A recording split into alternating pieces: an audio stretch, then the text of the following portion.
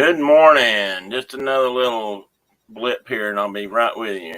Put cold water on my wrist. It feels so good. Ready? Ready? Set. Go.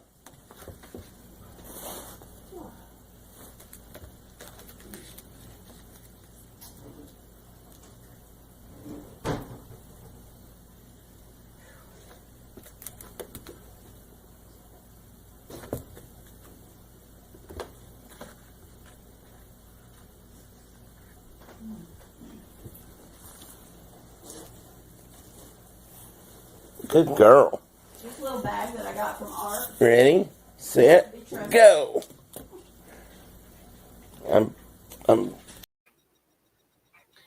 And there you have it. A fetching cat. Except she doesn't fetch anymore. She's decided she's outgrown that, I guess. Good morning. How is everybody? Good morning, Francisco, if you're still in here. Good to see you this morning. Hope you've had a good Thanksgiving, or at least if you don't do Thanksgiving, hopefully you've had a good holiday weekend of your own kind.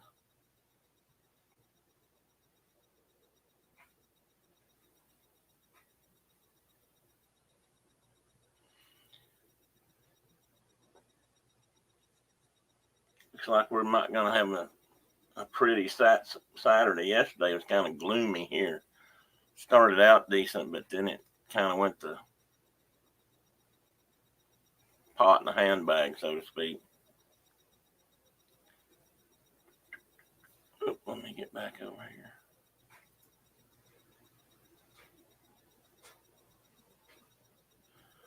here. I've been off a couple of weeks, so I'm having to. Corky, Carol, good morning. Always a pleasure, ma'am. Teddy, Corky's here. Teddy. I'm gonna take a chance. Let me see if I can move this and get it back. I want you to see what you're. That's how involved he is now. He's just gonna sleep through. I think he's decided I start my show at the wrong time. I think he wants me to adjust my time according to his, maybe according to his schedule, which apparently has changed from what it used to be. Oh, he's been up. Don't get me wrong. He's been more than up. Sorry about that, guys. I'll readjust my camera a little bit. Good morning, Dean. I am so glad to see you here this morning. Carol, I hope you got to see your sleeping boy down here in the chair. I don't know if you're driving, or I guess you're not if you're typing.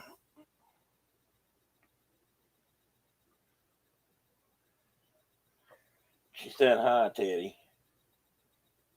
Well, his eyes are open now, Carol, but he's not gotten up yet. You want to say hi to anybody?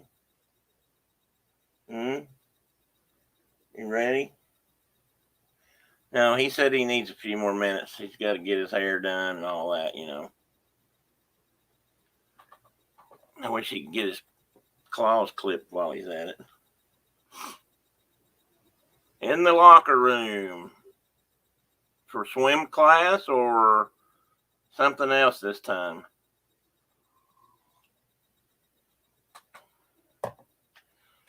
Dean, I got Thanks Bear there for my name this morning, and I have to thank Dean. Dean always seems to put a smile on my face and a laugh in my heart, because he comes up with some of the best things. I just love it, Dean. I appreciate it too. Thank you very much. Swim class.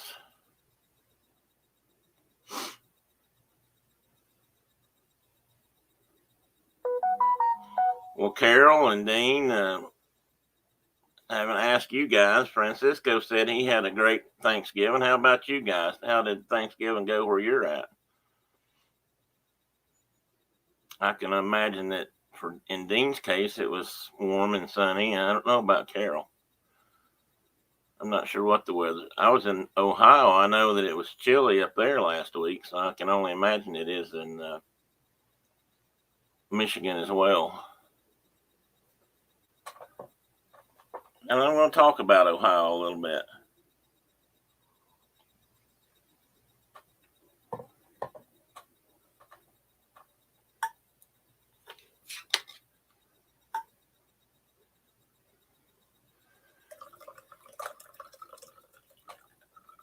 Well, Dean, I hope it was.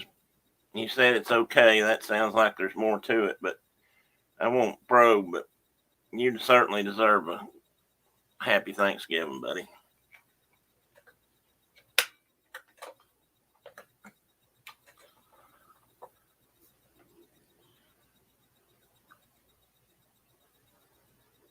Oh, mid-70s is nice. I'm not sure what it got down to. Let's see here. We were either upper 30s or 40s yesterday morning, I believe. Wait a minute, was it yesterday morning it was cloudy and rainy? You know what? My days may be running together. When we were in Ohio last week, a week ago, it was in the 20s, I think, one morning we got up. I know it was in the low 30s.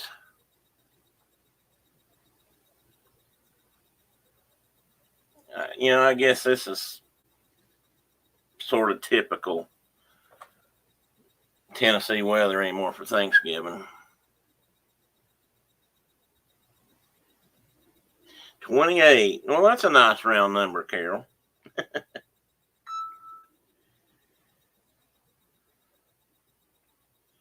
Uh-oh, I just got an alert from my coffee company telling me they've got, get this, drop dead deals.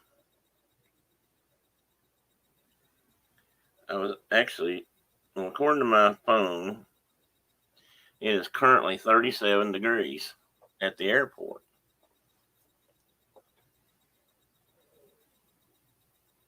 Okay, Dean. Like I said, no pressing on that, but hopefully everything worked out okay. Well, Carol, if you can, cold and rainy is not bad as long as you can stay warm and have friends. Hey, Kay, good morning, ma'am. Good to see you.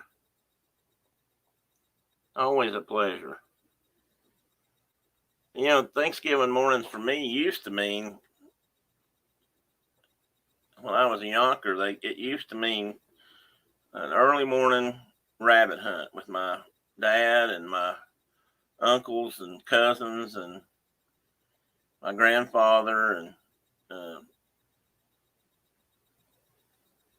maybe my younger brother when he was older, got old enough. But that was a Thanksgiving tradition. I kind of miss that too. It was whether we got any rabbits or not didn't really matter. It was getting out, and I remember what I remember about that most was it was always frosty.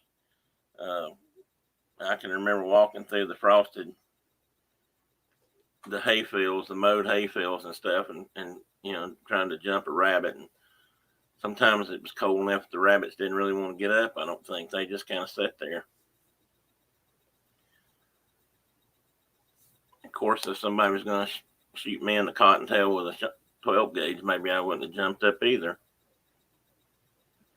A balmy 46, I believe that'd be in South Carolina. Is that correct, Amy? Or no, that's wait a minute. Yes, Kay, you're in South Carolina. I can't remember where Amy is actually. Okay, Dean. I look forward to that, and we'll see when you get back in here. Pearl, good morning, ma'am. I told you I was hoping you'd get to sleep in, but I love you for being here. Thanks for showing up.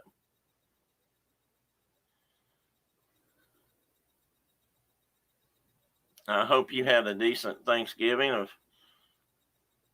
Seems like I saw some pictures posted. It looked like you might have, or at least had some decent times lately.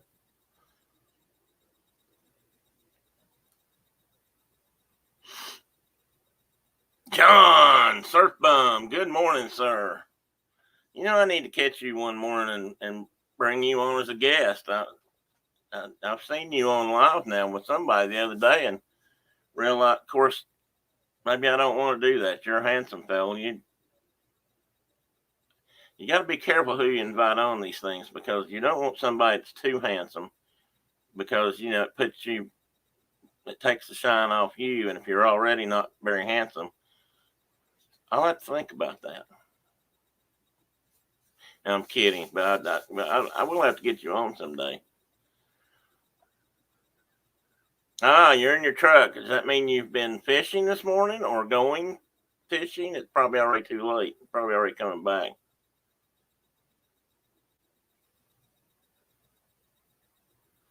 Oh, well, that's good, Pearl. That's good to hear. Did you mean Kitties or Kiddis? Kitties or kitties? Because either one would work. That's all I have is grandkitties and grand dogs. So I can truly appreciate that. Either way, well, no grandkids, I guess. I did spend early Thanksgiving with friends, and they had a lot of grandkids. In fact, great grandkids.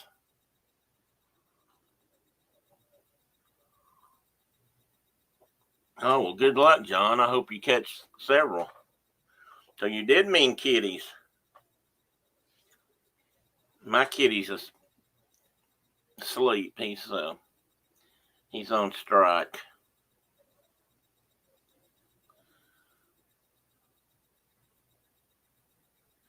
Oh, a grand bunny. We don't have a grand bunny. We got grand cats and grand dogs, but no grand bunnies. Okay, Carol. Hope you make it back in.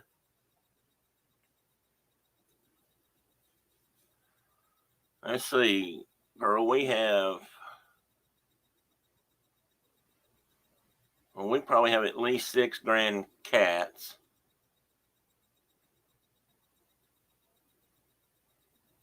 Or maybe 5. And then we have 3 grand dogs now. Poodle, a Japanese chin, and a ocelopso, I think. Momo. I believe Momo's an ocelopso. Ever how you say it. One of those Far Eastern, kind of long-haired dogs.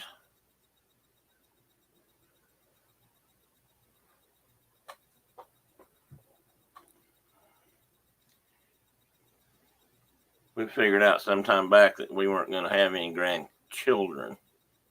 At least it didn't appear so, and now it doesn't. We thought we might for a while, but didn't happen. I was looking forward to it too, because they call me crazy, but I was kind of hoping we'd have at least one I could take to Disney World and spoil rotten and then send home.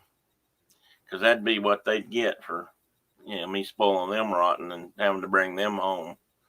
Except I had to bring them to my house. I wish I could have sent them off to granddads, grandmoms.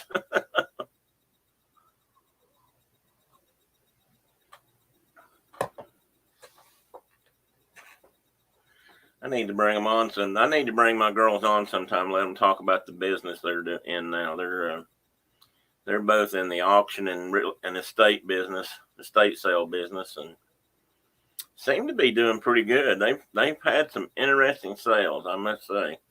They've got one going on right now where it looks, well, a couple, but one looks like there's some really nice furniture involved. And you know what's amazing is it doesn't go for that much money most of the time. It seems like it goes. I mean, I may not be able to buy it right now, but it seems like a bargain to me.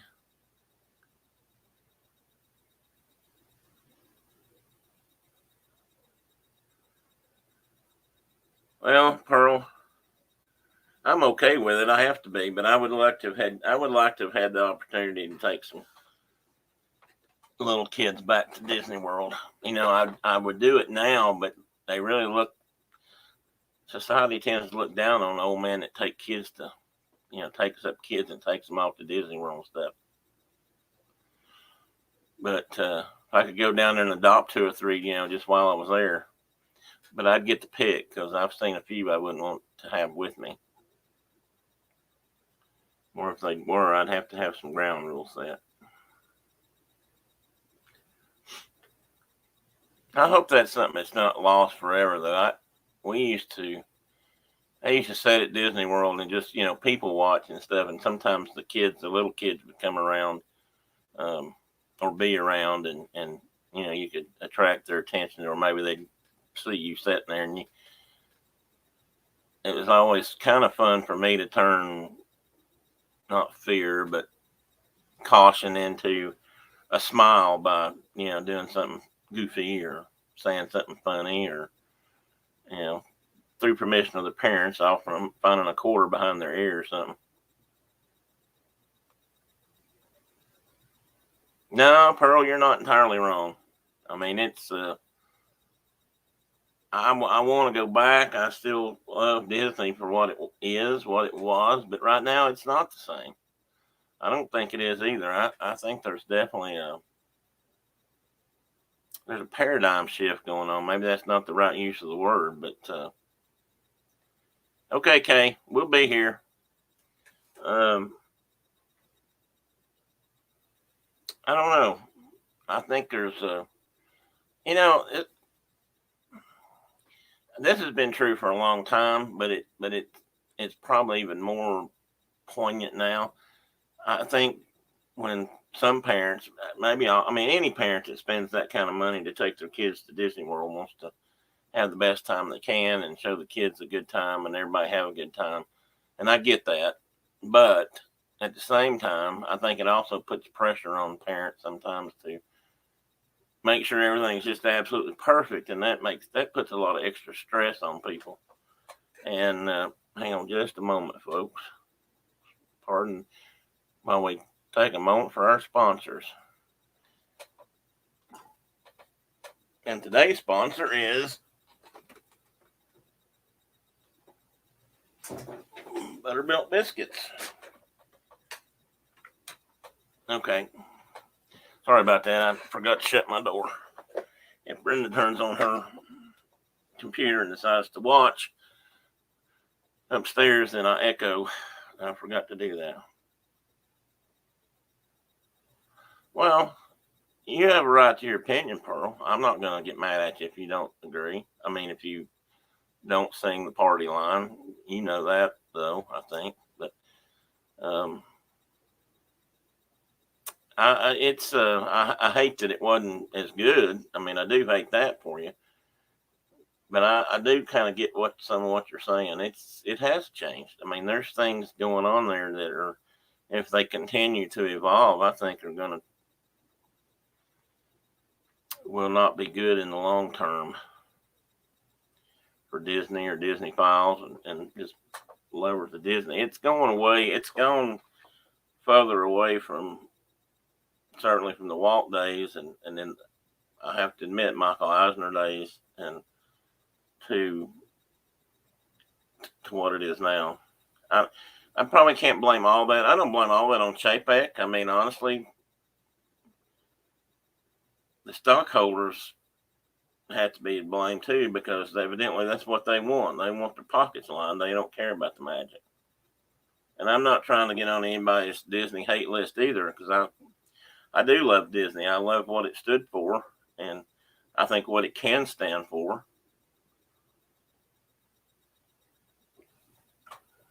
And I miss it. And maybe it's good that I'm not back there right now, because maybe I wouldn't enjoy it as much as I did on previous visits. But Pearl, you say what you feel. I mean, I'm not going to hold it against you. At least I hope you know that. I keep finding goodie jars here.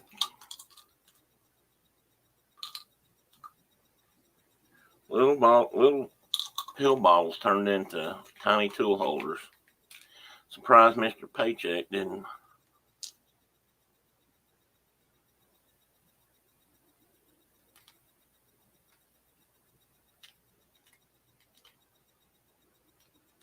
I didn't see it last night. I wondered what it would be like. I didn't know, and I'm kind of curious about the one in California. I don't know when it's supposed to happen. I don't think it happened this weekend. I'm not surprised, though. I mean, I'm sorry, I don't like the man. I don't know everything about him, but I don't like him.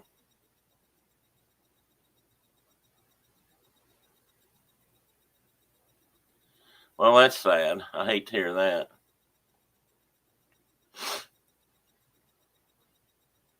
You can, that's you can work years to build up to something and develop it and make it better and work with people and see what people want, and then you can take a year or two and just destroy it all. It happens so fast.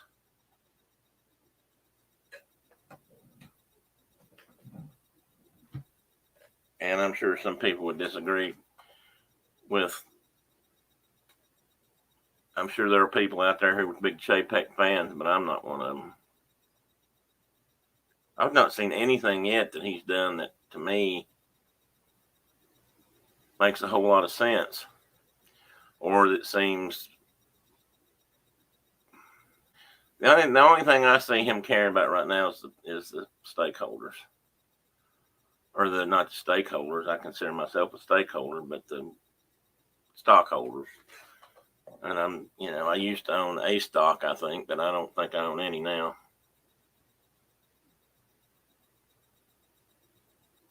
No, you didn't run everybody off. Carol had to drive home, and John may have gotten out to fish, and Kay had to go clean up a mess, and they'll be back.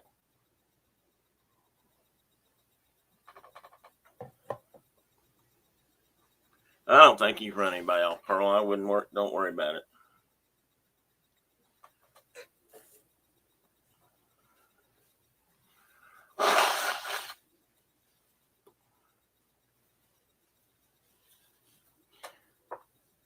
Sorry for the nose wiping.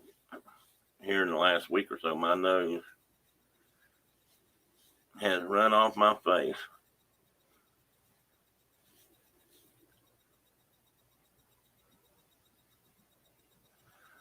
I believe that.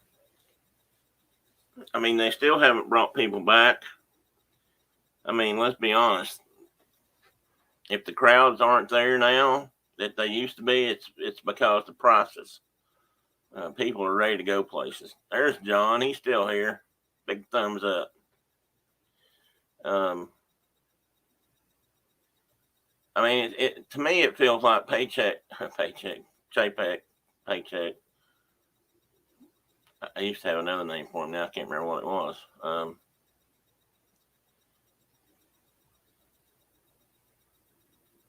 Carol is in the store. Pearl, you're 100% authentically you, exactly as you should be. That's right, Carol. Hey, Tina. Good morning, dog wrangler. Uh-oh. So does that mean the sick one is no longer the sick one? Is now a well dog and is now a pain in the butt? Chapek, that works. I kind of know how Tina feels about him. So, that's one of the reasons I'll stop to do a public service announcement, I guess. One reason I don't claim to necessarily have a pure Disney page is because I do want people to feel like they can be honest and talk about that. And if we don't talk about Disney, that's fine. And if we do, then that's fine too, because I'm a fan also, but I'm not a fan of what's going on right now. I think I was getting ready to say something. It's like they took a big hit last year, but the whole world took a big hit last year. And it almost feels to me like he's taking advantage of how badly people miss Disney by just trying to make all the money back in the first year things start going back to normal. And I can't help but feel that way. I mean, the price increases, the changes they made are all geared towards making more money quick. And I know they're in business to make money. I do know that's why they operate it's not just down there for us all to go have fun, but going down there to have fun and being with family and doing those kinds of things and enjoying honestly, the cast member interaction and all that stuff was important. And I think it was important to the people who ran it because they knew how important it was to their fan base, for lack of a better word. He is, Tina. I truly believe he is. He knows people are dying to be there. I mean, look at the crowds. Even with the jacked up prices, he's got crowds, and he could have even bigger crowds. And yet he still hasn't brought back all the cast members they let go. I know cast members that are still literally begging to get their jobs back. And, he's not bringing them back because he's saving money. And it's putting restrictions on people. And he's just making it tougher. And yet he's jacking the prices up on any of us that want to go down. And like I said, I mean, just look at the crowd of YouTubers that was down there a couple of weeks ago, and realize that one of the reasons that happened, there's a lot of reasons. I mean, good friends get together, but one of the reasons that happened was nobody had been able to do that in over a year, and everybody was dying to get together again.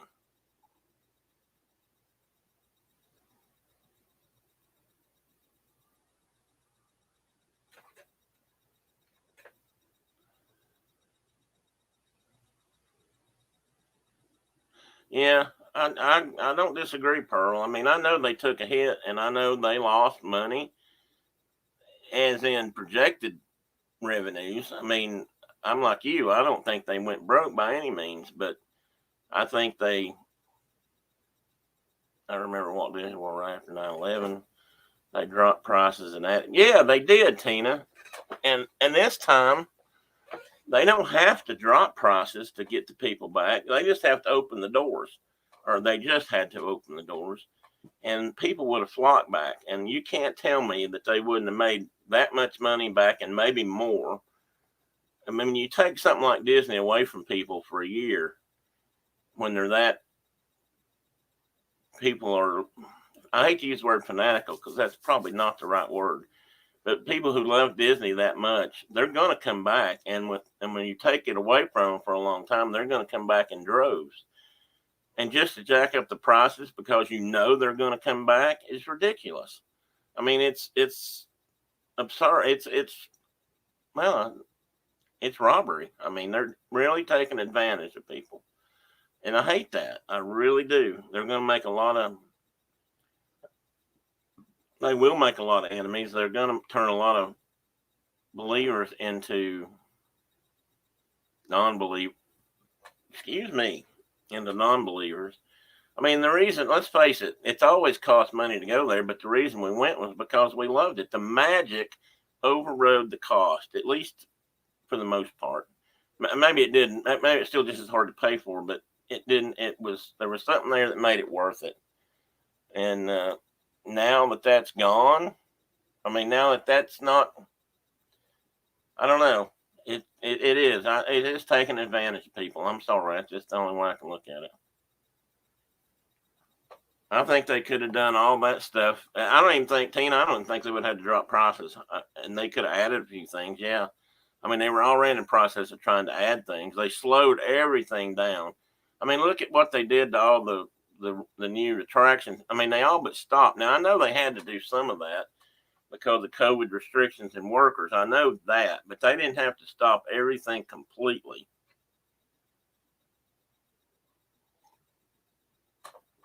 Pearl, you ought to go to Disneyland someday. Give it a minute, and wait till they run paycheck off, and I think they will. I think Chapek's days are limited. I just think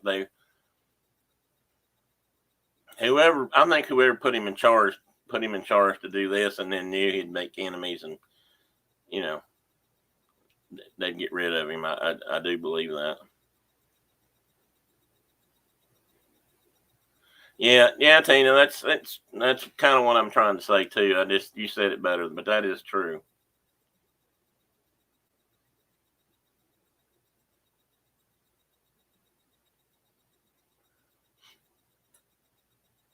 I mean,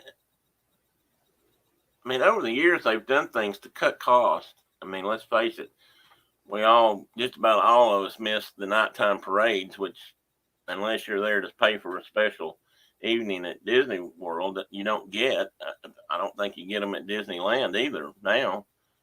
And maybe you do sometimes. I know they do have some stuff out there still that we didn't have back here, but I don't know. It was just, and here I was going to be thanks bear, and Pearl, this isn't your fault. I've been wanting to say this for a while anyway, and I guess in some ways I haven't said it either because I didn't want to upset too many people. But I'm watching more and more people go, and I see them having fun and a good time. But I'm also hearing undercurrents or catching undercurrents of not being so happy, and things have changed, and it really has a different feeling. I want to go back terribly bad, but I'm really waiting. I'm not sure what I'm going to do.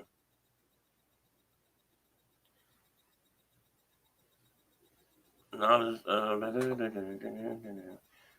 not as long as I think he's cute.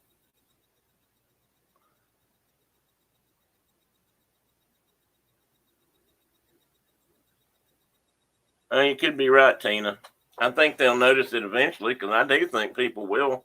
I think once this rush is over, I think once people have things have gotten back to normal, and I don't think they're totally back to normal yet around the whole country, but they're much closer now than they were a year ago. But I think once they do, I think people will. I think they will turn away. I think they'll slow down and stop going because of what's going on. I could be wrong. Bob C was put in place to make money. Plus, he was making. Well, he is doing that. You're right about one thing, Kay. He made just about anybody look better than him. That's for sure. Tina, you know what I'm thankful for? I'm thankful that you allow us, Pearl and I, and others can speak freely about. Well, I appreciate that, Tina. Like I said, that's why I don't have a set. I mean, I feel like I'm as much a Disney file as just about anybody else that's on the internet. I've been 30 to 50 times. We used to go 2 or 3 times a year, and stay a week or 3 or 4 days or a week, whatever we could get, 10 days. But I didn't want to limit myself to just that, and I feel like people should have a forum sometimes to say if they're not happy, they should have a place to say it. And I mean, let's face it, I'm not a big YouTube site. You know, you can pretty much say what you want to in here, and most of the people on the other Disney sites aren't probably going to see it anyway. So they might, but I mean, what I'm getting at there is, you're not likely to make an enemy from here. But people need a place to vent. They need a place to talk about it because you don't have to hate it to talk about it. And like I said, I still love the concept. I just don't like what's going on, and I don't know when I'll get to go back. I mean, it's not just my disabilities right now that keep me from going back. It is partly the money, but it's also because I'm not sure what I'm getting for my money. I'm not liking what I see. And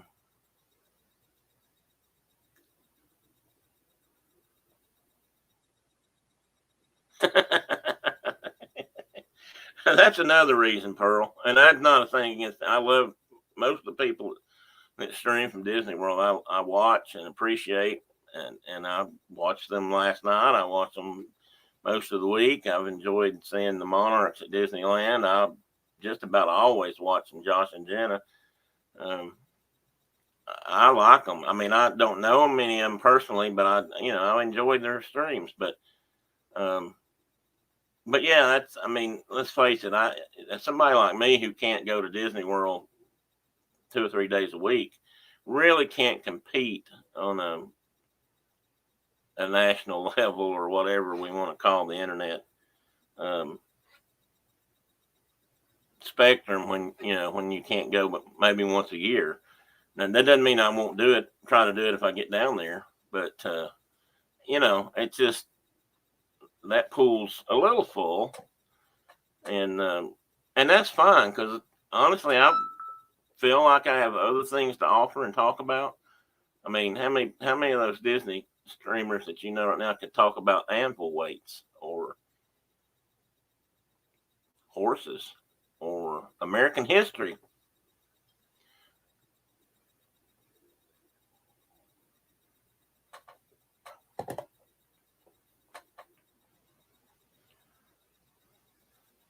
Well, that is also true, Pearl. I won't disagree with that.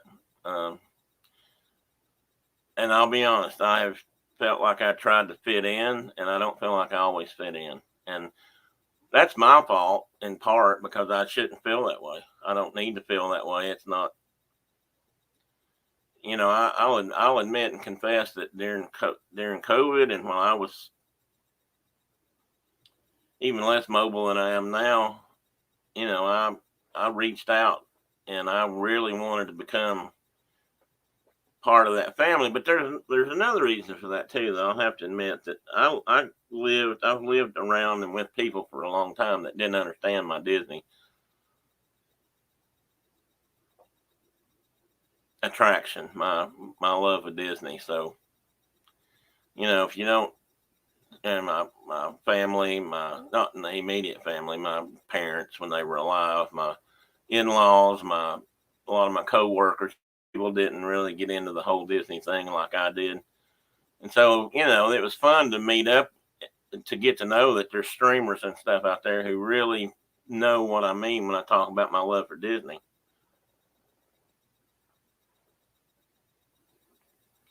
So, it so I did. And I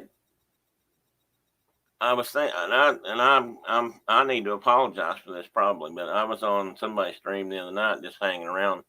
And they were all talking about the get together down there, and I thought, Jesus, I never felt so left out in my life. But that wasn't their fault. I mean, I couldn't go. There wasn't any need for me to feel that way. If I had been able to be there, I could have been right in there amongst them. I'm quite sure. But it got to me a little bit, so I had to kind of back off and think about that. But anyway, there's 8 people here, and you're free to say anything else about that. We can keep talking about this, or we can talk about some other things. Um, I'm open, and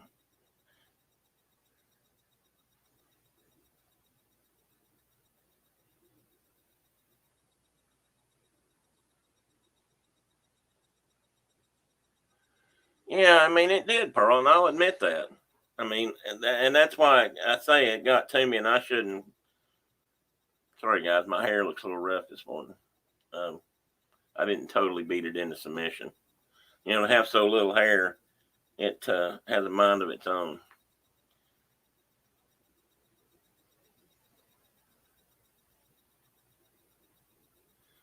I'm sure, Tina. I mean, that's the thing about it. That it's easy to feel kind of left out when there's so many of our friends, chosen friends. Hey, Dean, welcome back, buddy. You got here just in time. What do they call this in ice skating? Um, when you're waiting on your scores, the laughing cry, not the laughing cry. Some, something cry. What is it they call? Somebody else that knows Olympic stuff can tell me.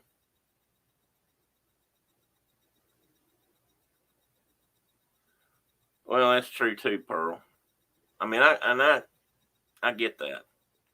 I admit I can't do a lot of the things I would like to do anymore unless I decide to get. If I get healed up and take a part-time job, I mean, I'm retired. I'm on my retirement and Social Security, which I'm glad I've got, but which isn't a hell of a lot of money. And so I can't do the things I could when I worked and made a decent salary. And I'll admit that I'm thankful for that. I did make a decent salary in a part of the country that's generally speaking not known for that. But that's beside the point too.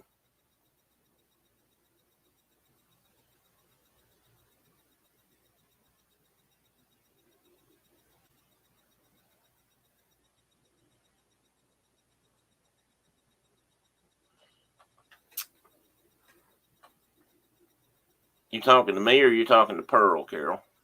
Well, I mean, it is. It's hard not to. I mean, in some ways, you build relationships, even if they're virtual relationships with folks, and you see them all down there having fun, and it's hard not to wish you were there too. I mean, I'll admit that, and it kind of got to me the other day, but I'll have to admit, sometimes I feel that way because I'm feeling sorry for myself, and I have to kick myself in the butt. But if I could get my legs that high, and and just stop and think, nah, I'm not. I don't need to feel like that. It's I don't know.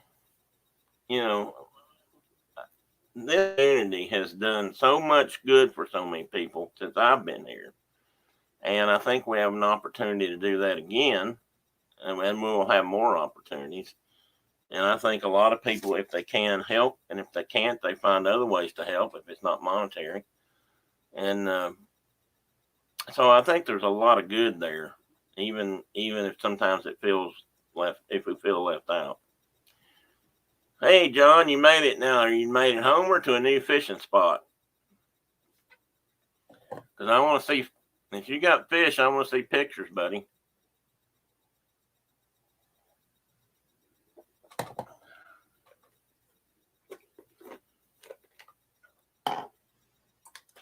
John, I thought about you while you're still here in my visit, and I'm going to talk about that a little bit here in a minute. My visit with Mark and his wife, Shauna,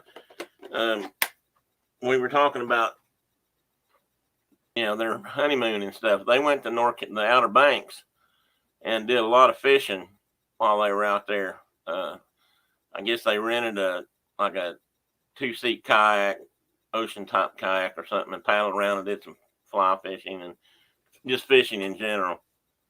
They're off the Outer Bank area, and I thought about you a lot because they were talking about stuff they caught and catching some fish and eating some fish. And probably the most amazing thing they talked about was, and I'm segueing off here, you guys don't have to change the subject, but I don't say this before I forget it. They were hoping to see some dolphins, so they're paddling along in the estuary area there one day, and they saw fins. And Mark said before he paddled up and got too close, he wanted to make sure what kind of fins they were. So they turned out to be dolphins, and so they got close.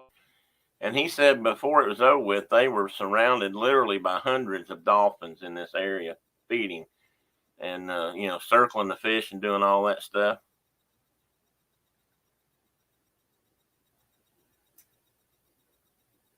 Oh, Pearl, don't worry about it. When I say you can come on here and talk, I don't say that to hear myself talk. I say that because I mean it, and you know that. I've talked enough that you should know that. And so you're fine. I understand you're under a lot of stress, and I also understand that things can be rough at times. Anyway, John, he watched these dolphins school up on a small or a school of mullet, and just he said they circled it and then they would go in. He said by the time they were all finished, he said there wasn't anything left but blood and scales. He said he felt like they ate that whole ball of mullet while they were sitting there feeding. But he said there were literally hundreds of dolphins. He said what was really funny was there they were in the middle of all the dolphins just jumping and swimming along by their canoe and their kayak or whatever they were in. And out off the shore ways, out past the barrier, were these dolphin tour groups that were going by. And they weren't seeing the dolphins. The dolphins were all in where they were at, closer into shore and stuff. So that was really a cool story.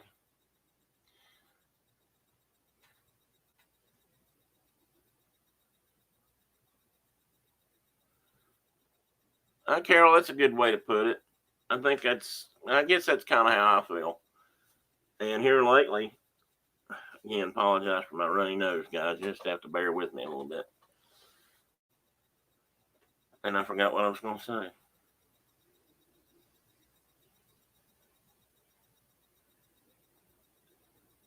Oh, you said a satellite. I like the way you put that about a satellite. I do love it. I like this. I know what I was going to say. I worry sometimes that I don't get support in my chats because I don't get from you guys. I love you guys. You guys are here every week, and I love you for it. I worry that maybe I don't support everybody enough, and therefore maybe they don't feel the need to, give me a nudge. But that's okay. That's everybody's got their own thing to do, and I know this is an awkward time for a lot of people. Um, 10 a.m. here, and Pearl, it was 7 a.m. when she popped on, or just after 7 out her way, and I know this is an early time of day, and Garrett's always getting on me about that. He kids me about it a lot. He says, if I wanted him to show up, I should pick a better time for the West Coast. And he's right sometimes. I've thought about doing a late night show of some sort because I'm always up anyway. And I don't know how many late nighters I'd actually have. He might be there because he's on the West Coast, but I don't know a lot of West Coasters, so I don't know if that'd work out or not.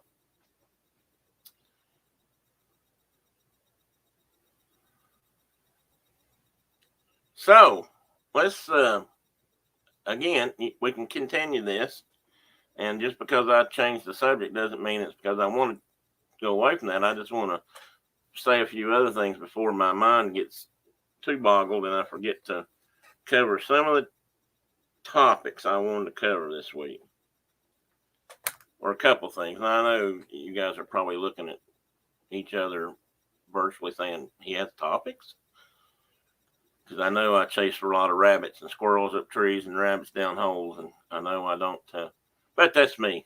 That's just who I am. But I did want to talk a little bit about my trip. As some of you know, maybe all of you know, that I was not here last Saturday because we took the first trip. I can't even blame it on COVID. This is actually I am, Tina. I'm not going anywhere.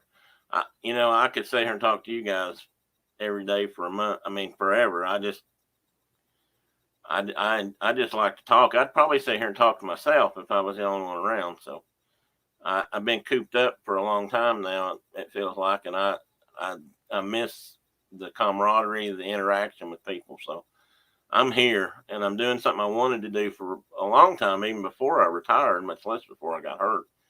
And so I'm. Oh, Dean threw me off there for a minute, or not Dean, Tina. I was trying to think what she was saying. But anyway, Brenda and I took a little trip last week, which is really the first trip we've taken of any sort. First trip I've taken of any sort, other than from here to the doctor's office or from here to the hospital, in about 18 months. July of 2019 is when my back went out, when the nerves got pinched in my spine and I went down. And in 2020, we were locked up just like everybody else was, but I couldn't go anywhere anyway for the most part.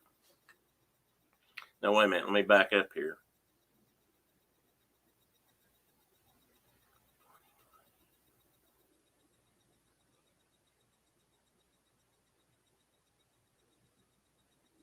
No. Am I wrong? Anyway, it's been a while. But even before COVID really hit, I wasn't able to go places. I was, until after I had my back surgery, I was pretty much immobilized from the waist down. And so this is not a pity party. I'm just saying it'd been a while. So we decided to, my good friend Mark, who some of you guys met a couple weeks ago or so when he was on here, lives in Wyoming. He told me that he and his wife, Shauna, who we had never met. It's okay, Tina. Hi, Chuck.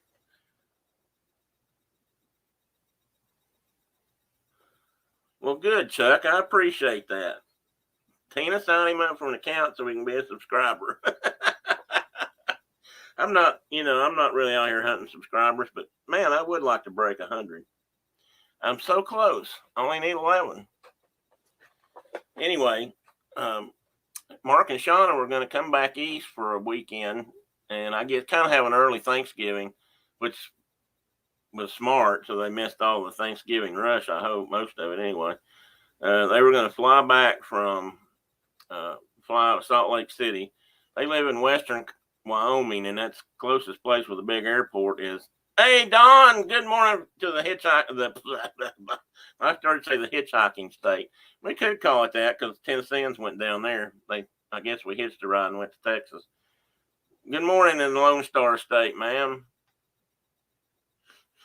So anyway, they flew from Salt Lake City into Greater Cincinnati Airport, which is actually in the top of Kentucky, not Ohio. And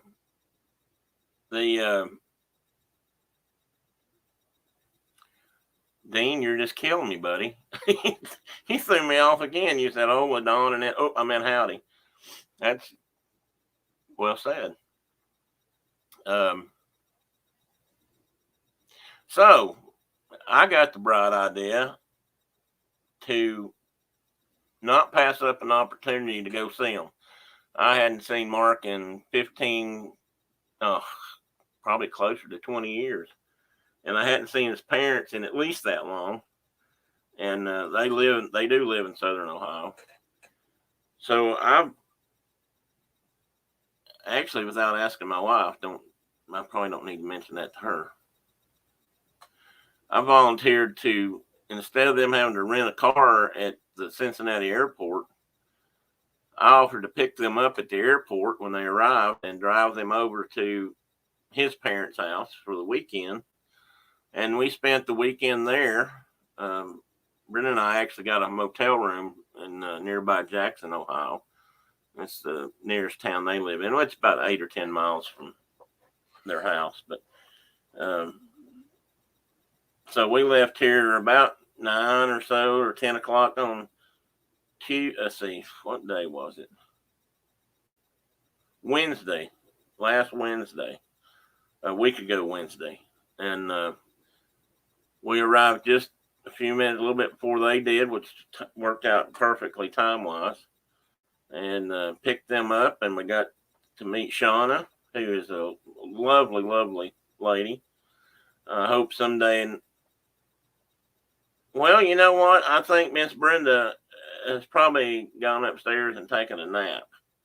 I thought she would be in here this morning. I actually tried to get her to come online with me today, and I did that in the guise of inviting my friend Mark and his wife Shauna, so I could introduce the lovely Shauna to all of you. And they were preoccupied. They already had plans, I think, family plans to go chase a Christmas tree today. And so I think Brenda must have gone upstairs and dozed off. It'd be my guess. So you could say she's getting a beauty nap. That's my guess. I don't know that for positive sure. I could call her and ask her. In fact, I think I will. We'll see if she answers, though. If she doesn't answer, then that's a sure bet she's asleep.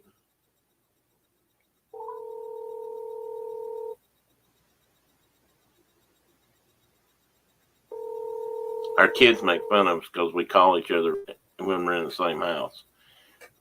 But it's better than yelling back and forth up and down the stairs. Hello? Nope. Nope. No answer.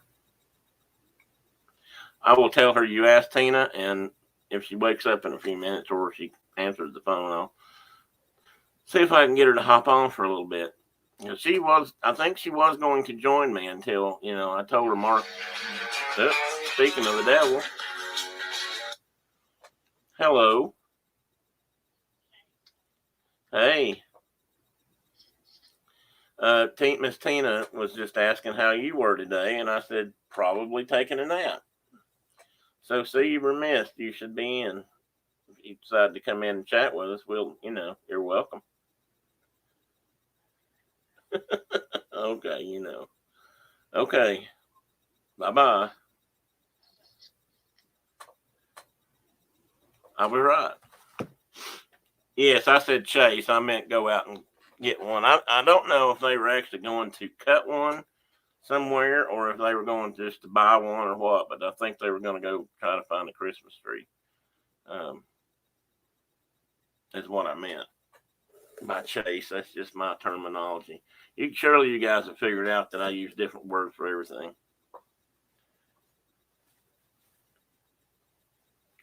But anyway, it was a pleasure meeting Shauna, and I do hope they get to come on one Saturday morning. I will pass all those welcomes on. If she doesn't, she may hop on here in a second. So hopefully she will, and she'll see all your good mornings. And so we picked them up, and Mark actually drove from the airport over to his dad's place, which was a couple hours from the airport. So we got over there.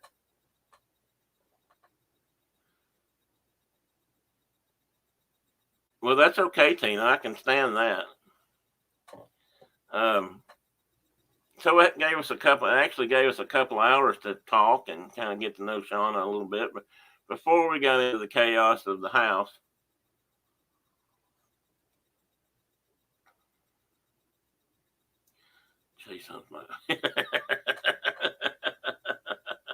I get that, Pearl.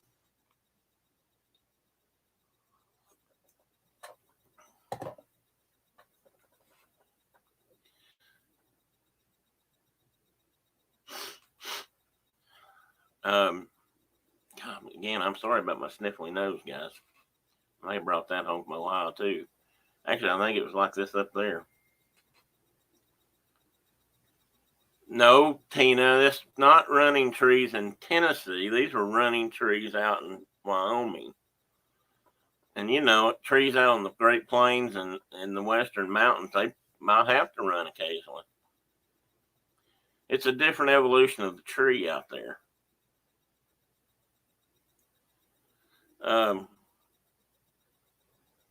Shauna is in the education department, in the education business. She works with or for the I guess Wyoming school system. I believe she is like the main director of their preschool system out in that part of the state, which is the western half or the western quarter of the state of Wyoming. And there's so few people out there, that probably means she's got 8 or 10 kids. That's a joke. I'm sure he has more than that. But I can remember when Mark's daughter, Mark has a daughter from a previous marriage. I remember when she was in school, and he told me one time that first grade was only about 20 or 30 kids, which I thought was amazing. I mean, I wish all kids could have that kind of direct contact with teachers. So anyway, we drove over and got over there, I don't know, 6 o'clock maybe or so. And we grabbed us a bite to eat on the way up and did that. And then got reintroduced to Larry and Judy Zorns, Mark's mom and dad.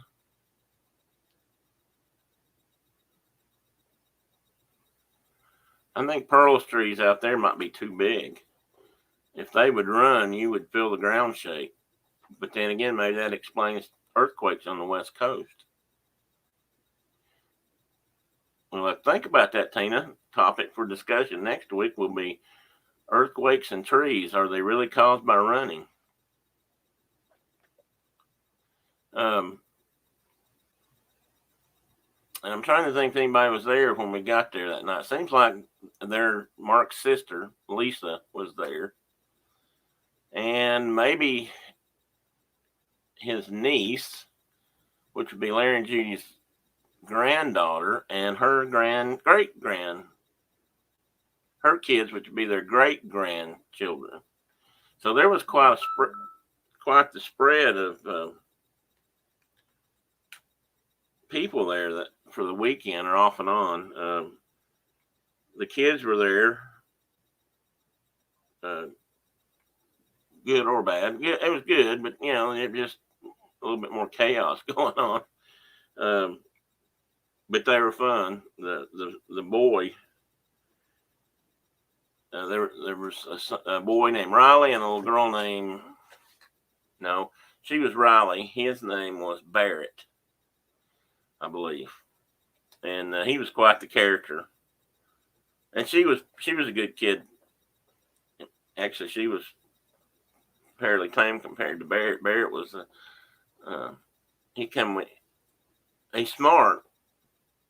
He came in one night and we were sitting at the table talking, or one afternoon, and I saw it. He had a shirt on it, just a t-shirt, but it had a pocket on it. So I took that up. I said, Barrett, are you wearing my shirt? And that's a little bitty kid now, and I'm a great big guy. And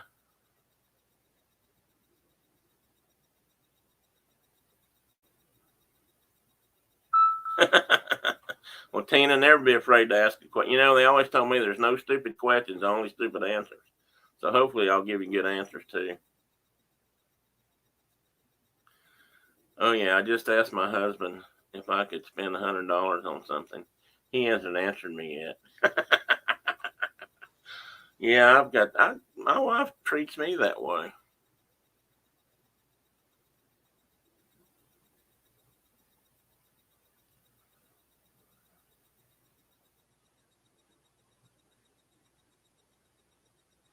Well, you too, Dean.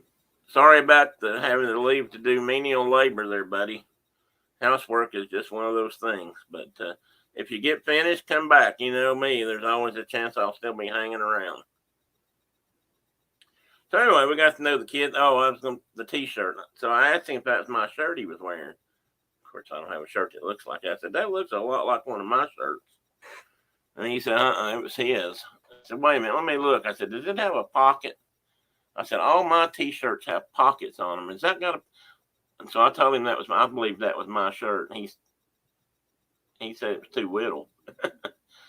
And so that went on for, a little while when he'd come to the kitchen and not. And then he was coming, he had to go through there to go to the bathroom or something. And he stopped at the door and he turned around to his grandma and said, Grandma, I need a new shirt. And she said, why? And it was because he didn't want to, he said, they're kidding me about my shirt. I don't want to wear it in there. So he changed shirts so that he could come by me and not get roughed up about his t-shirt. I have to give him credit for that. There you go, Pearl. Why start now when you can put it off a couple hours? Okay, Pearl, you've got some coffee in you now. You're good. I've had at least 3 cups now, I think. Big cups. My Mickey mug, I'm sporting a new mug. Not a new mug to me, but new. I haven't drank from this one. Like, boy, it's dirty, isn't it? It's actually one of my favorite mugs because it holds a lot. It stays warm for a good bit. And it's Mickey Mouse.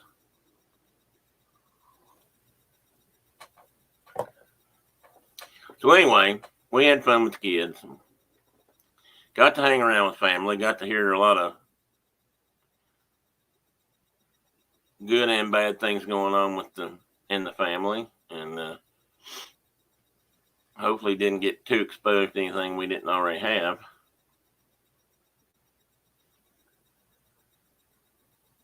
I'll go for it, Pearl. Well, now there's not anything wrong with that as long as it's a good mug. I believe in that. I mean, I got a lot of Mickey Mouse mugs and stuff because that's what I used to. That used to be my souvenir of trips. Was usually a mug,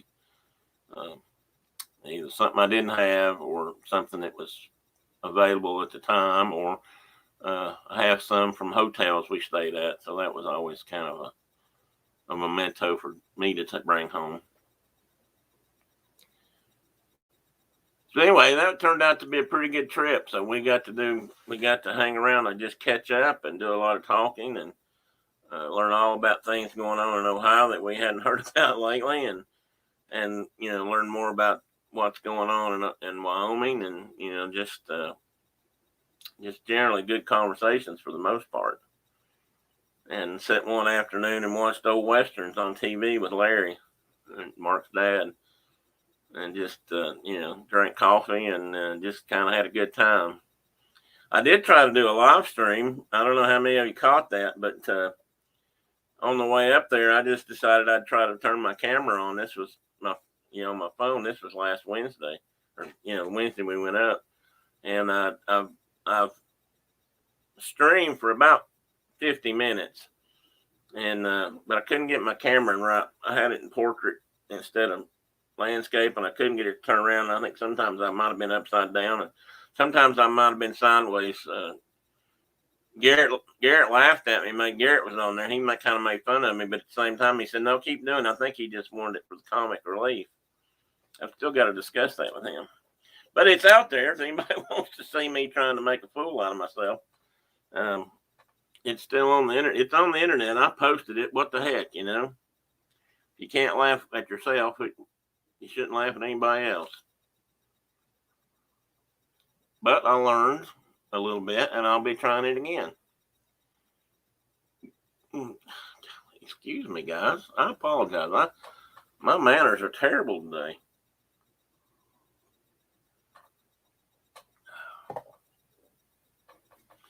So, and then yesterday we had Thanksgiving here, and the girls came over with the husbands, and we had a dinner.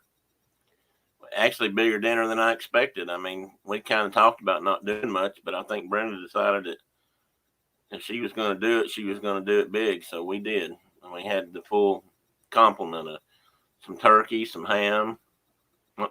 Not yesterday, Thursday. Wow, can you tell I'm off? My internal calendar's way off. I got up this morning to get ready, and Brenda says, "What day is this anyway?"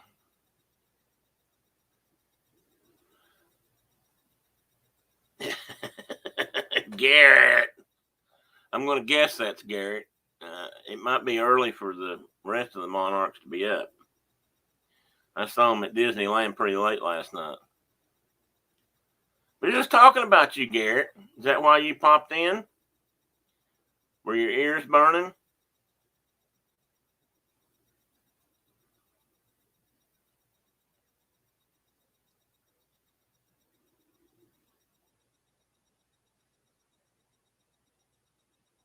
I don't know. Speaking of that, if you were talking Disney earlier, but if you guys have seen the butterflies this week, they've been at Disneyland for a few days, so that's been fun.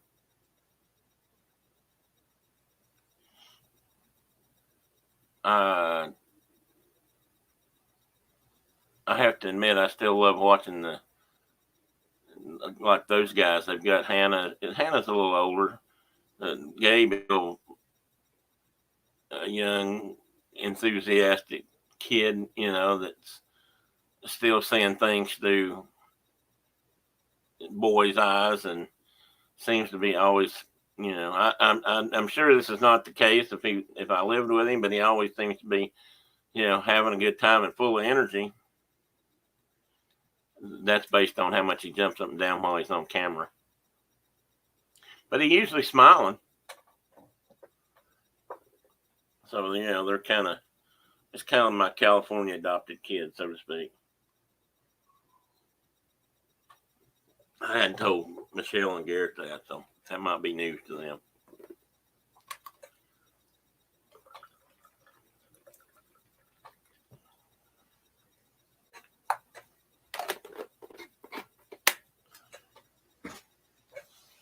Time for refill.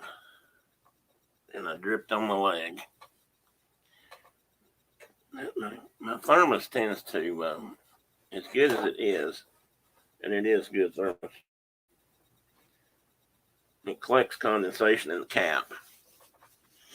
And sometimes when I open the cap up, if I'm not careful, it runs out on my leg or on whatever happens to be laying beneath it.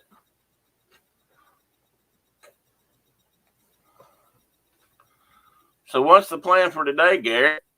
Are you guys in Disneyland for another day, or are you headed home?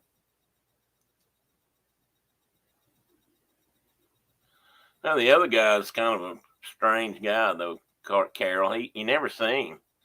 Except I kept seeing him last night, but he was trying to avoid the camera at all costs. But I knew the back of that head. Yep, I know those ears.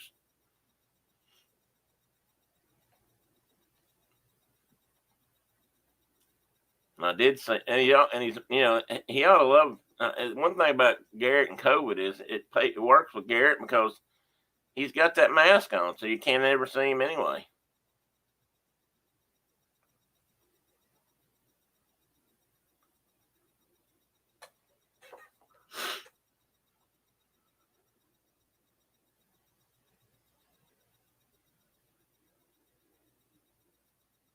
Ah, meeting up with your brother in Los Angeles area, or when you get home, Garrett?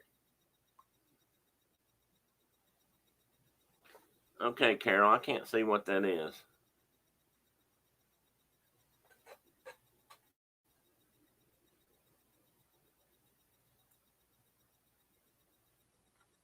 What is that, Carol?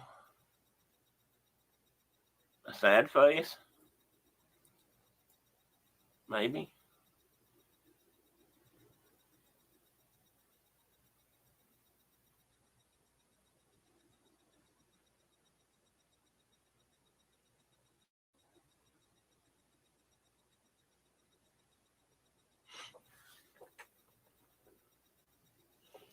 A blue hat. Okay. Looks like a blue hat with eyes.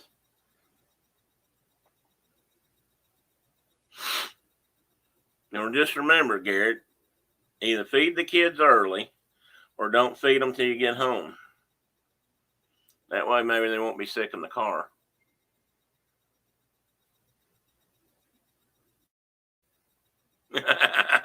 Well, you kept stepping in front of the camera last night, Garrett. But I'm gonna give you credit. You didn't show your face.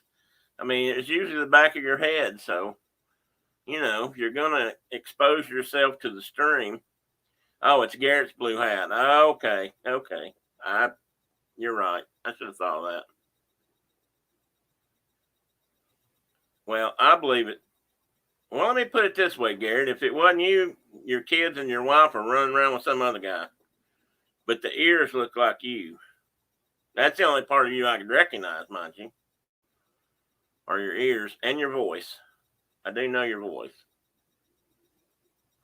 I think it was really you.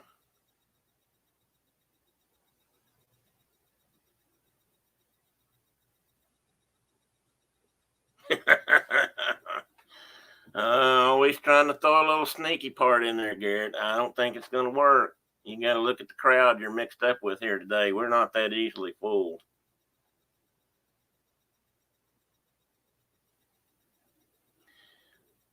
I bet you were. I would make a comment and I'm saving it for myself.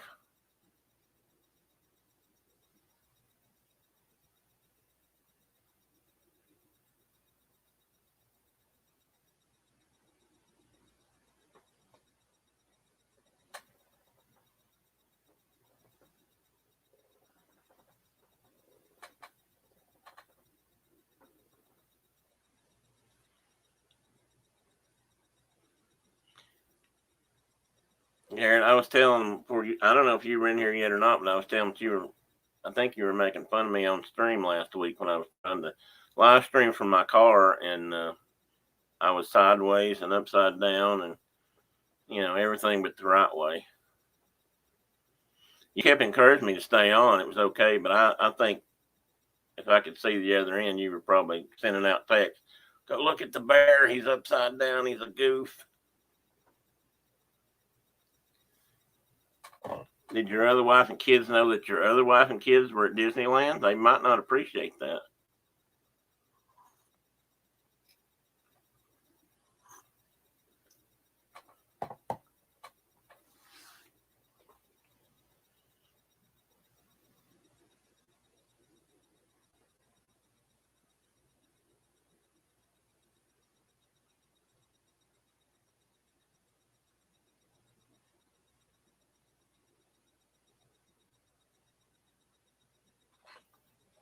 Okay, let's see. Where was I before Garrett popped in? Garrett, you're gonna have to go back on replay, buddy. I can't. Well, Garrett or whoever's here, mystery man.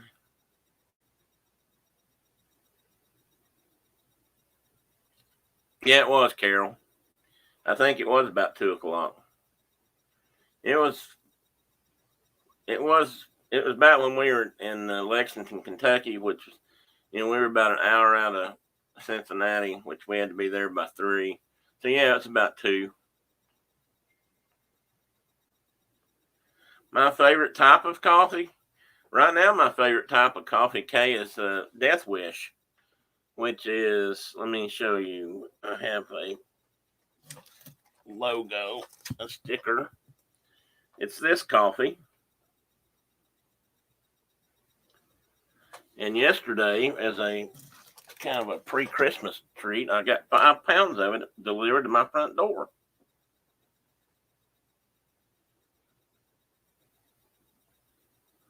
And it's dark roast, and I drink it black.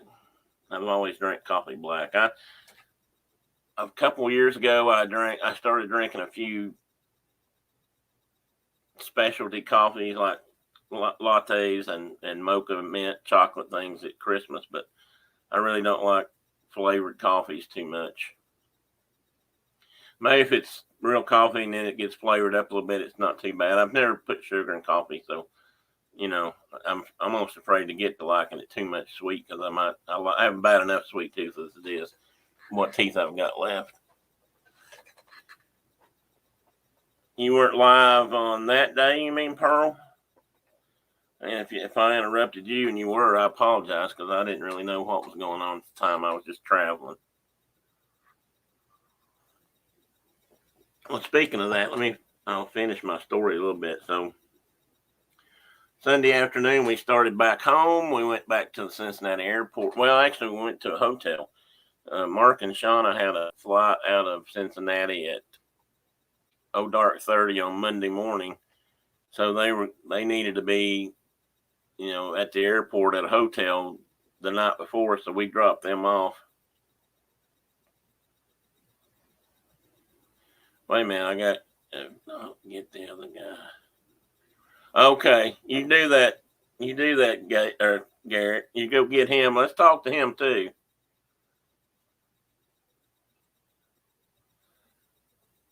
Um, no, I have not. Okay, that I'm aware of. You mean Odin's blend of that brand, or is that a whole nother brand of coffee? Um,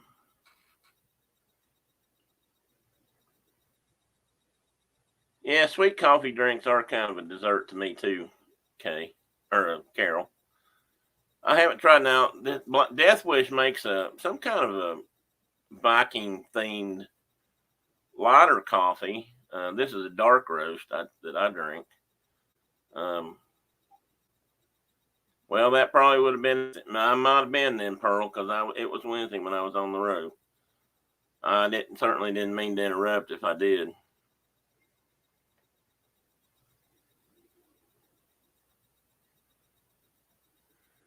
Trivia. Does trivia work okay in hot coffee? I can't remember. Although seems like my mother-in-law used to use stevia or trivia or one of those vias. No, I haven't, Kay. I've thought about it. I thought that was theirs too. I couldn't remember exactly what they called it. I've actually thought about it. For one thing, they make some really cool mugs with the logos for that on it. Uh, I know one of them at least says something about Valhalla, and I kind of like Viking stuff. In my and Brenda's genealogical research, I can't take credit for it. I have we have discovered through DNA and such that I have Viking blood in me too.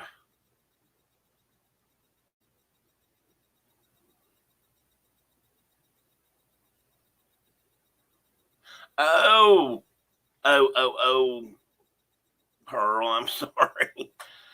Well, you probably didn't miss much. I mean, if you've heard me once, you've probably heard me twice. But now you're caught up, so now you're right back on track with the rest of us.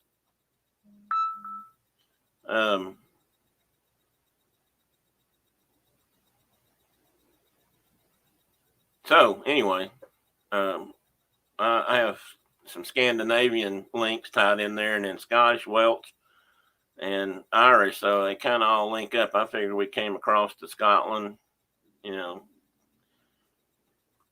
pillaged and took over, and then moved down to Wales and did the same thing, and then eventually shipped it over to Ireland after we settled down to grow potatoes. But so I'm kind of, even though I don't look much like a Viking, I don't have the red hair for it. But I'm sure all Vikings weren't redheaded.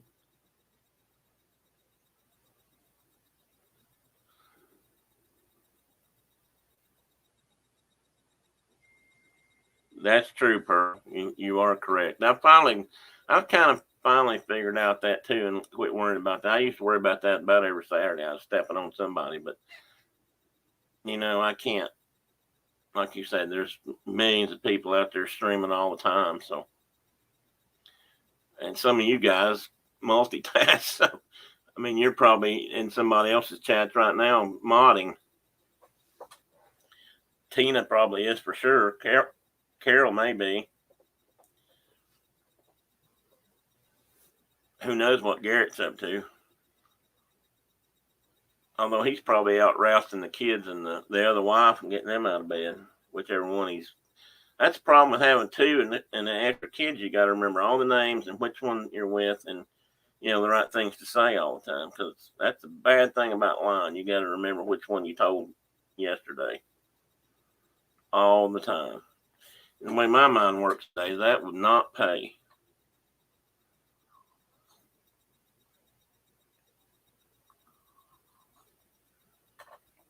Oh, wrangling hounds. Tina, I should have put that on your bat. Hound wrangler extraordinaire and troll whacker.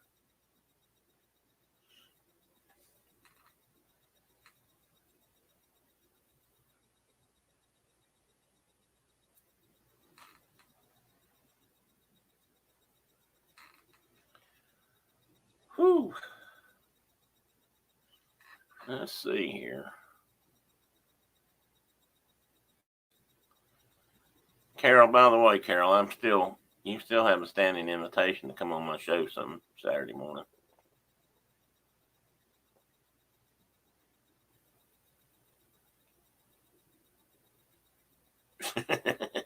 Yeah, I think she's wrangling. I think she even has to take off time watching. She's always watching, but she has to take off wrangling time even for that. I think wrangling probably comes first.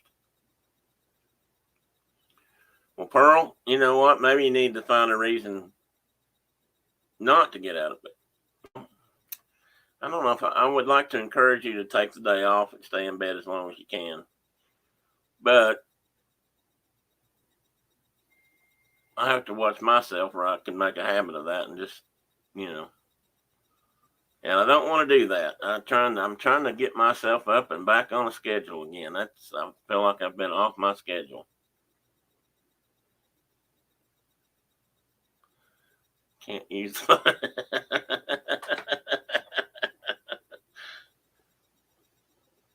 open season. Yeah, I guess the shelters probably do frown on that kind of stuff. Yeah, I better not see your bat and see dog hair on top of it. I know whose head you've been cracking.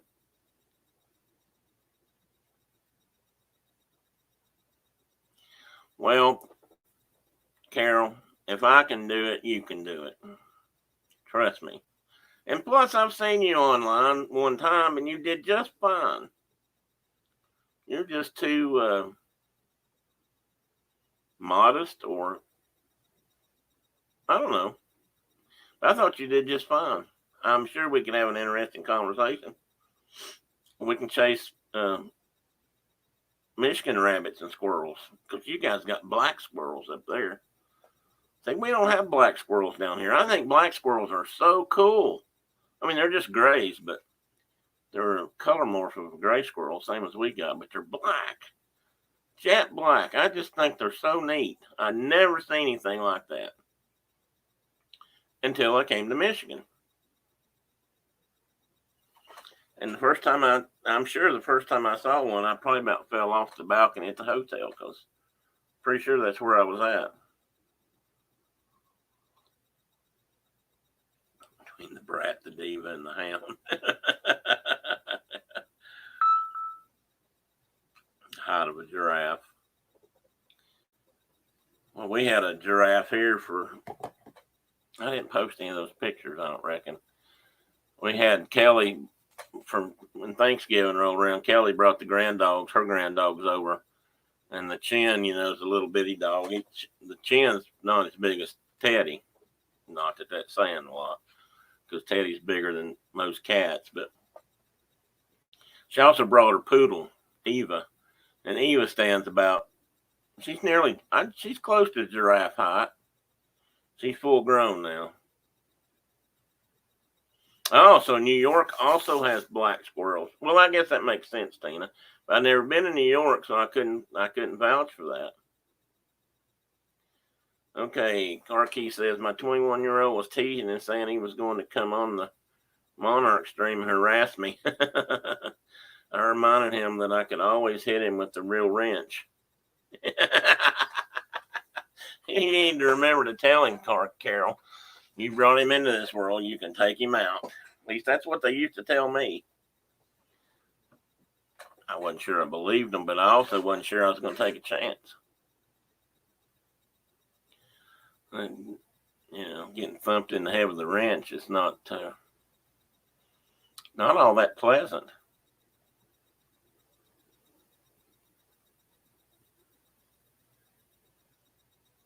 They are pretty. I mean, gray squirrels are pretty too in their own way, and I've got a lot of pictures. I took a grays. I used to set a blind up at my house, another house we lived in, and take pictures of gray squirrels, but it's more fun here to chase them and fuss at them because they're always emptying my bird feeders, which right now need to be filled up. I just realized we've not done that since we came home. I guess all the birds have starved. But we don't have blacks. Every once in a while, you'll see a white squirrel down here. Pretty rare. I mean, white squirrels are pretty rare, but the black ones I saw in Michigan I thought were amazing.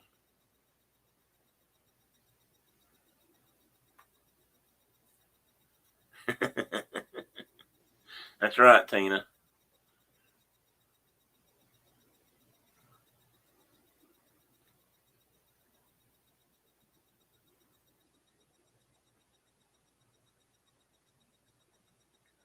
I don't know how far north they go. I'm not sure how far gray squirrels actually run to the north before you just get into red squirrels and such up there in the north woods. We have red squirrels down here in the top of in the mountains, higher up elevations. They call them boomers down here. Or the old folk used to call them boomers because of the sound they make out in the woods.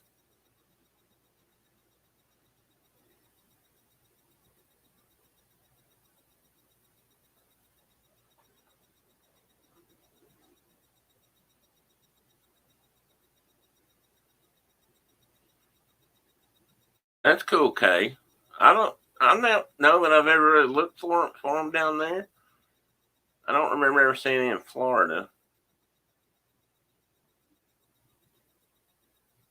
Somebody needs to introduce a few black ones to Disney World.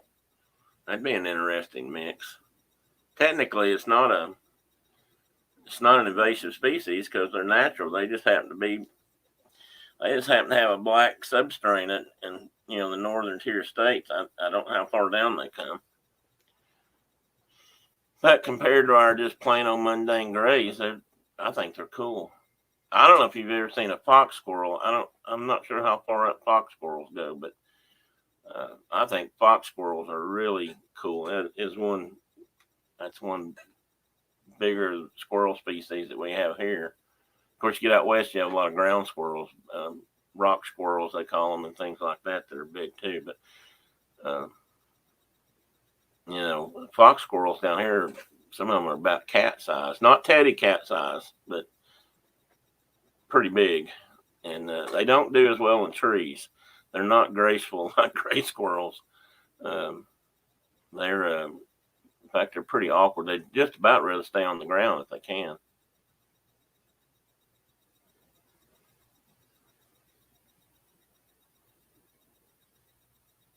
That's interesting, Carol. Well, I know I first saw them in Mackinac, so I don't know.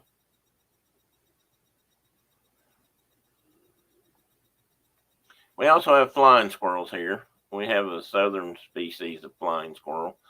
There are some the northern flying squirrel, which is almost the same thing. I mean, it's just a subspecies too, but you can have them down here, but it's pretty rare. Maybe in the higher mountains, you might find a few. Elevation changes do that here, but and of course we have chipmunks of at least one or two varieties. So we have red squirrels, boomers, and flying squirrels, gray squirrels, fox squirrels, but not everywhere, and chipmunks, I guess is what I was going to say.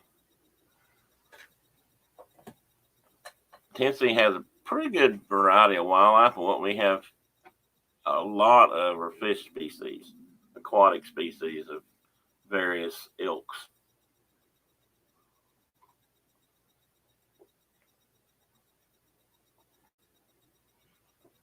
Those are the little guys, Carol.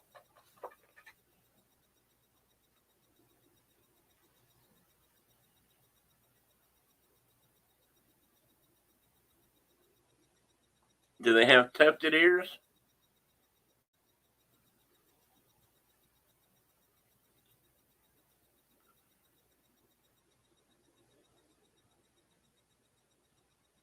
I probably told this before, but I did a project in a forested area when I was still in college where we were monitoring. The whole point was to monitor how natural clearings in forest varied as opposed to clear cuts in forest for where they've done timbering to see how close they replicated each other as far as repopulation of species. And I know there's a lot of mixed feelings about clear cutting, but at the same time, there is some value to it for certain things. And so we had a tornado come through a tree farm or an arboretum that belonged to the university here, and they decided rather than timber it or harvest or clean up the salvage, they cleaned up part of it so it was kind of like a clear cut, and then they left part of it completely natural. And I think in another area they did a partial clearing that just took out certain. They just salvaged some of the trees, I believe, and then we monitored that for years to see what species would come back in which area first, and that sort of thing. So we could down the road the idea is that you can try to mimic the natural succession and the natural process of if nature comes through and takes out half the forest, how does the wildlife react to that versus when man comes through and clears it and does that sort of thing. And I used to catch, and so what the main species I was monitoring were mice actually, and we have several kinds of mice down here that live in the woods: deer mice, white-footed mice, a rufous mouse that's kind of a boreal species that gets up in the shrubs and the plants more than the other little guys, and then of course the ubiquitous house mouse, which is actually an import, Russian. A lot of people call them Russian mice, but they're from Europe, and but they're everywhere. Anyway, I used to set my traps, and we'd just to see what we could catch, and then I would turn them loose. I'd tag them and turn them loose, and see how often I caught them or whatever. And what did I just see there? Yeah, Tina, that's true about I missed a whole bunch of chat here. What have I been doing?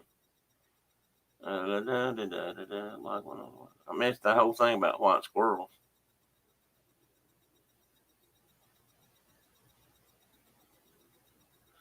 Yeah, I was going to say that too, Carol, but I wasn't going to. I was going to look it up before I commented because I wasn't sure.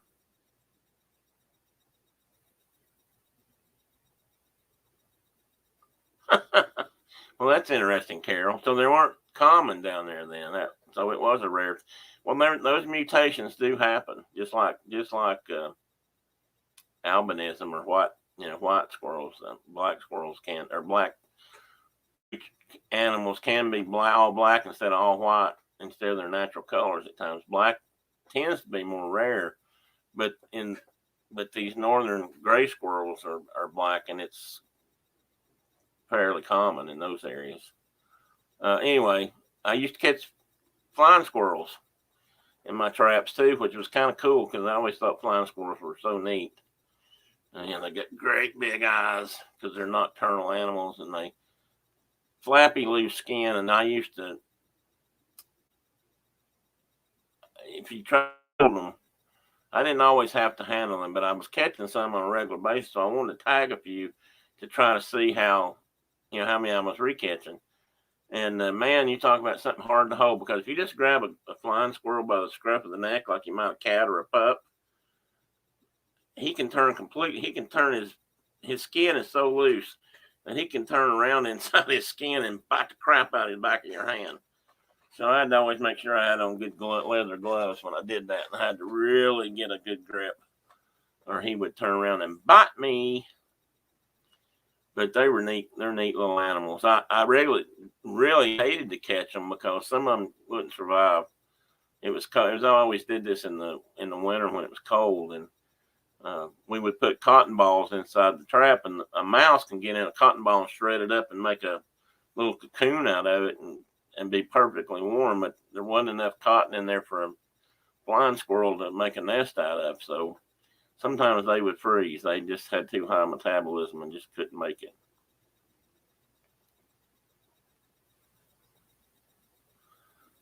Well, that's cool, Carol. Um, I don't know how far up they go. I'm sure that's the northern species up there. Like I said, the southern species and northern are very similar. Um, Technically, the northern down here are considered rare. I don't know so much about endangered. They're not as common as they may have been at one time, but mostly we have southerns. They're neat. If you've ever been out at night and had them flying around you or gliding around, they're not really flyers; they glide. I remember the first time I ever saw one. We were camping out in the backyard of my mom and dad's house, and something woke us up in the middle of the night. And of course, it could have just been an environmental break, so to speak.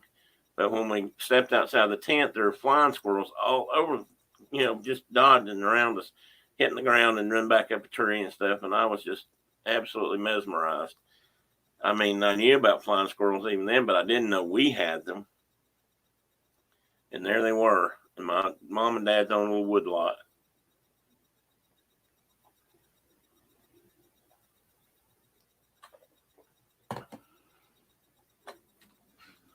Look up fox squirrel. If you looked it up, Carol, did they show you fox squirrel pics? Because they tend to be more red, brownish looking. The faces vary down here. They can be white. They can have a white face or a white nose,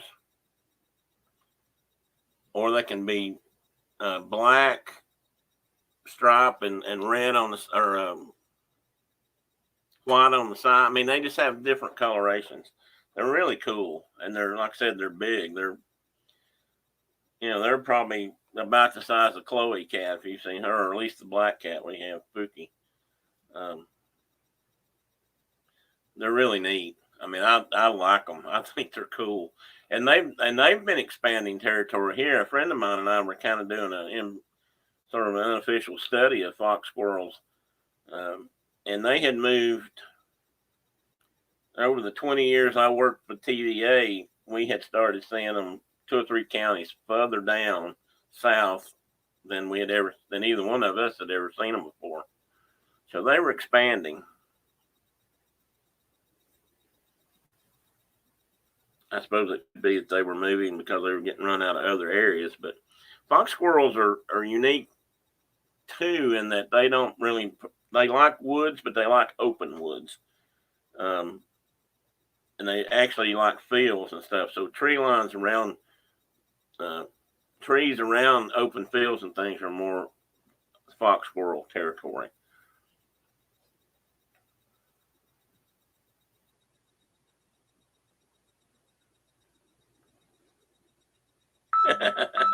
Yeah, me too, Kay. Of course, nowadays we say something about Bullwinkle and Rocky, and some kids don't know what we're talking about. We were doing something the other day, I guess it's while I was in Ohio, and somebody said something about squirrels, Rocky or flying squirrels, and somebody said, made some, quoted some stuff from Rocky and Bullwinkle. It was one of my favorites, as always, when Natasha and Boris were on there, and Natasha would tell Boris, now it's time to kill moose and squirrel.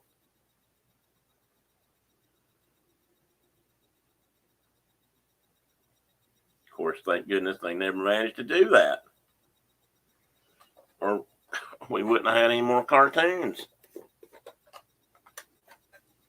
Oh, I remember such good cartoons growing up.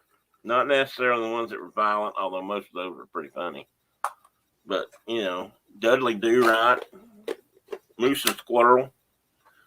Um, Kids these days, I know, Carol. Um, Huckleberry Hound, Yogi Bear, and Boo Boo.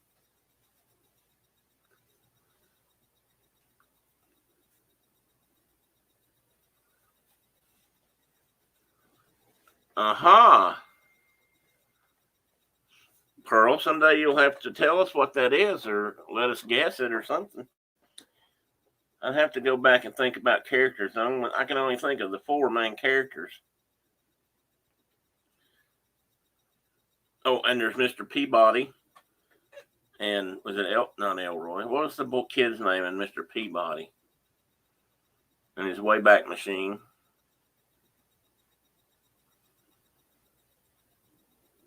Oh, and I used to love Droopy Dog. Droopy. That's Natasha.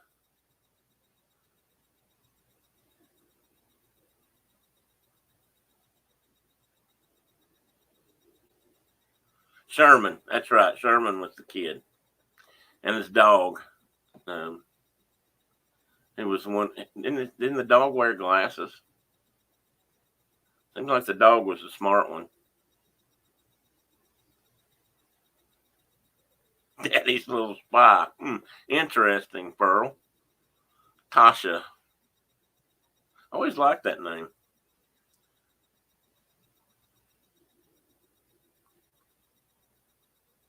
Yeah, those were good too. Okay, I mean, I grew up watching the Flintstones and the Jetsons. Scooby Doo was good. Um, well, I can remember when the Flintstones and maybe the Jetsons too, but I can remember when the Flintstones came on, sort of as a nightly show. I read somewhere one time that was almost um, created as an adult entertainment more than kids, maybe. And of course, we all Bugs Bunny and Daffy Duck and um, Yippee Dippy Dippy Dippy. That's all, folks. The pig, Porky Pig, and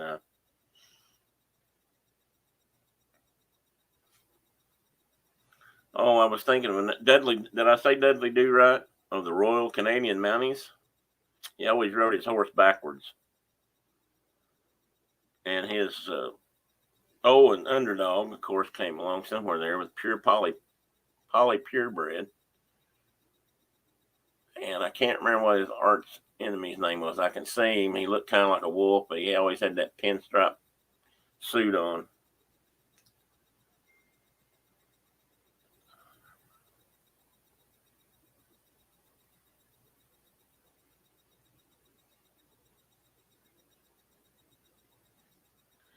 Well, Pearl, that's fine with us. We don't care.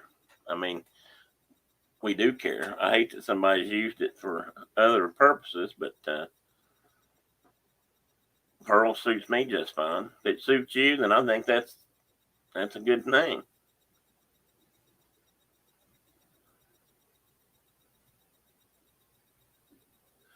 Yeah, the dog was the smart one in War Glide. I thought so, but I can't. Do you remember what he was? He Mr. Peabody? Maybe I've got those characters mixed up. There was also Tennessee Tuxedo. Now, why a penguin would have a name like Tennessee, I don't know. I guess because they had a T in it and matched tuxedo. Was his sidekick the walrus named Wembley or something like that? I think. Of course, I grew up watching Popeye and Wimpy. I will gladly pay you Tuesday for a hamburger today.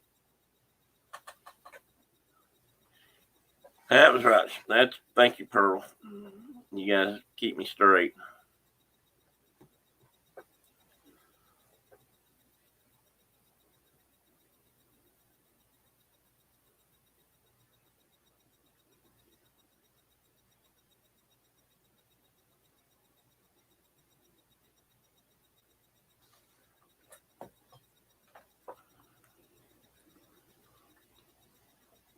Here's a little fun fact. Yes, they did the Wayback. I think they call it the Wayback Machine or something like that, Pearl. The town of Clinton, Tennessee, which is just a few miles from here and where my daughters actually work out of, used to be known as Pearl City. I think they called it Pearl City, but it used to be like the main trading center slash mecca for freshwater pearls in the United States because the Clinch River, the Powell River came together and formed and became the Clinch. And a lot of those streams up in that area and that were all had a lot of freshwater mussels in them. And they raised pearls. And then in later years, that also, then it became a main supply for mother of pearl. They would cut the little pills out of the shells of the freshwater pearls. And I think they still do this today and send them. I don't know about Clinton, but in other places, and those pearls, those little discs or seeds would be sent to Japan and other places where they raise saltwater pearls or oysters, and they'd be implanted into the oyster, and from that, then what do they call it? Not nectar. The stuff that forms the pearl inside the oyster would grow and create pearl. So most pearls today, at least, have a little piece of freshwater mussel shell inside of them.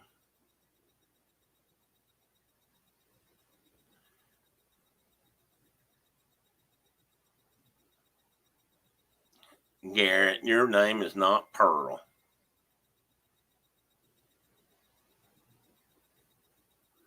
Now, if this is Michelle, I apologize, but I don't believe Garrett Pearl. I don't know that I believe that. But hey, we can call you Pearl too if you want us to.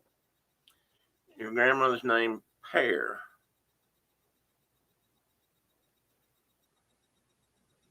Oh, Pearl, not Pear. Okay. I was going to say, I don't think I've ever known anybody called Pear. That's interesting. I happen to like pears myself. Well, Pearl, that works just fine.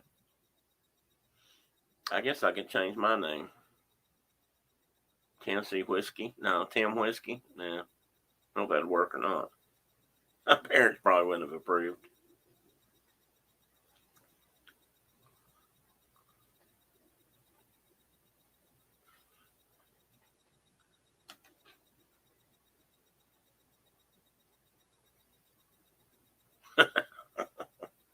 Wow, you're full of yourself today, aren't you there, Garrett? Well, we'll just start calling you Pearl too then.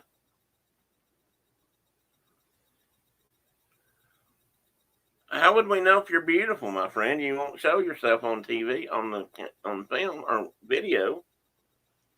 I think you need to. The folks that are in here can take a vote.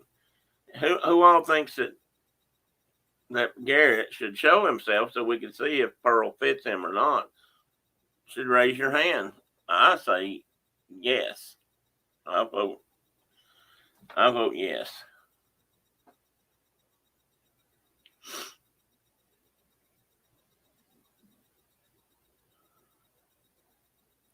Speaking of pearls, does anybody know if, I know they were slowly bringing some of the foreign students and workers back to Epcot, but does anybody know if they brought the pearl ladies back from Japan to do the pearls? My girls always loved to pick pearls over there, so we used to always do that with them, and they've gotten lucky. They both got twins at least once each, and Jennifer got a pair of black. She picked a pair of black, an oyster with a pair of black pearls inside, which they said was very rare to get, a pair of black ones. They're really pretty.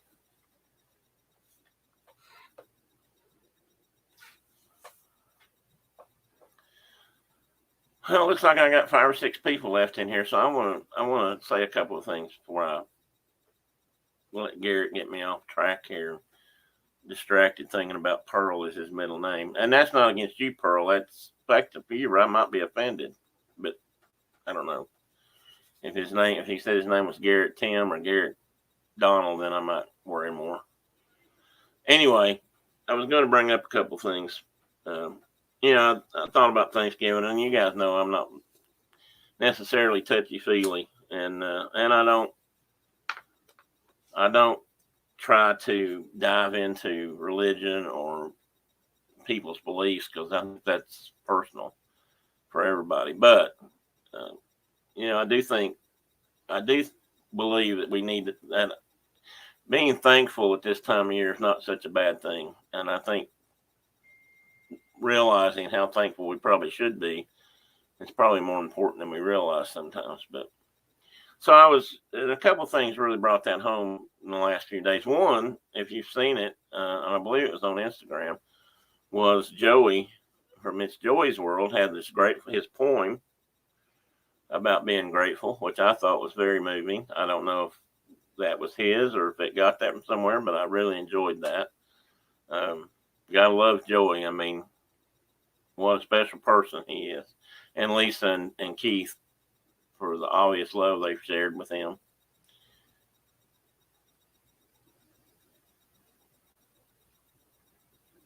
Gratitude is a healthy thing. You're right, Pearl. Oh, wow, Kay, that's cool. You've done it twice, and both times you got double pearls. That is really cool. Were they both just normal white pearls, or did you by any chance get a dark pearl? Because I thought I didn't know if that would happen. And, like I said, Jen got a pair of black pearls once.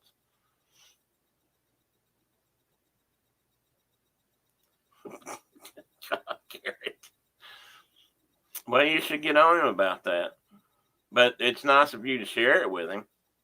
Oh, wait a minute. You're not saying he shared it. You're saying he stole it. You're saying Joey stole a poem from you. Garrett. I swear.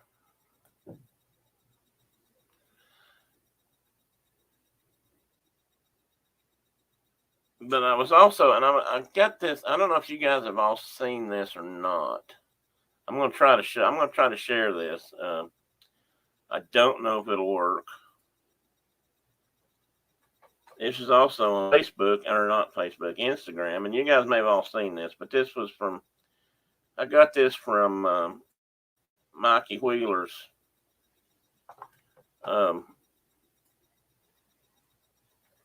His request for the smart cane, which I think is a wonderful thing.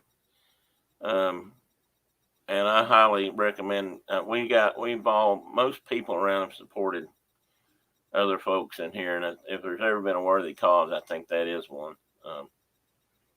Mike has supported a lot of people since I've been around on YouTube, and he really hasn't asked for much or anything. And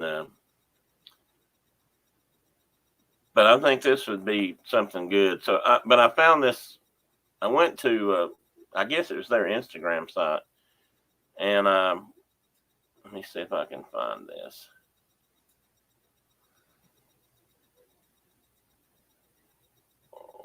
Would you not let me do this?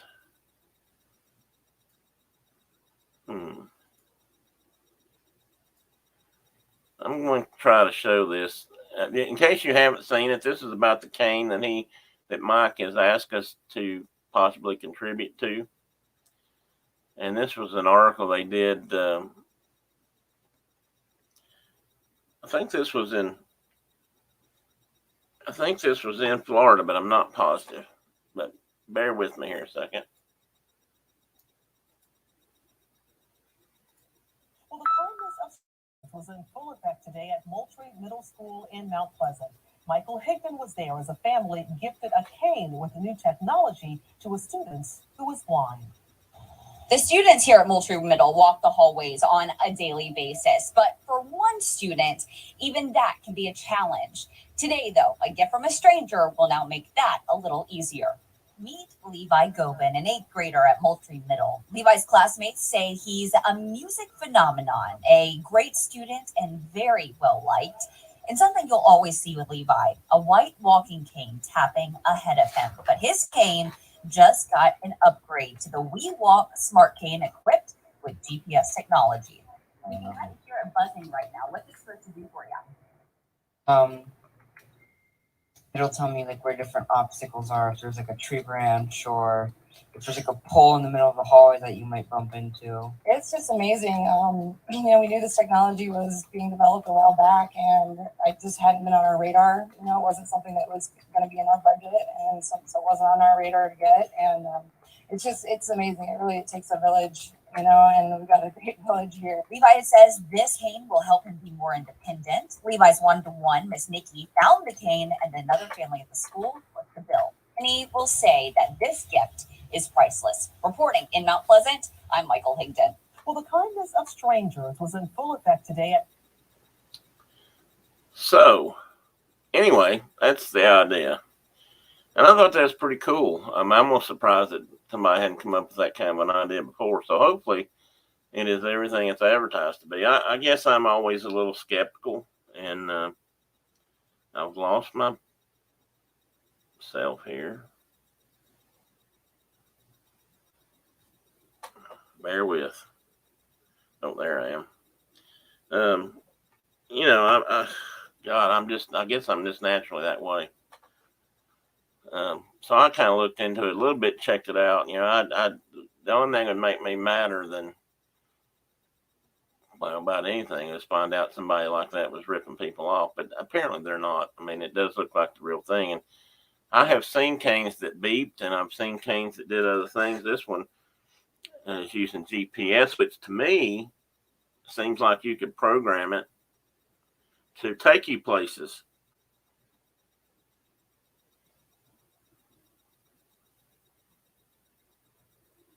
No, that's okay, Pearl. This is pretty much a filter-free place here, zone. But I just didn't want you. I mean, I wasn't trying to say everybody should. I'm just saying if you can, you can. You can't, you can't. And I'm quite sure you would do anything for anybody if you had half a chance. But anyway, and hell, let it out here. It's a good place to let it out.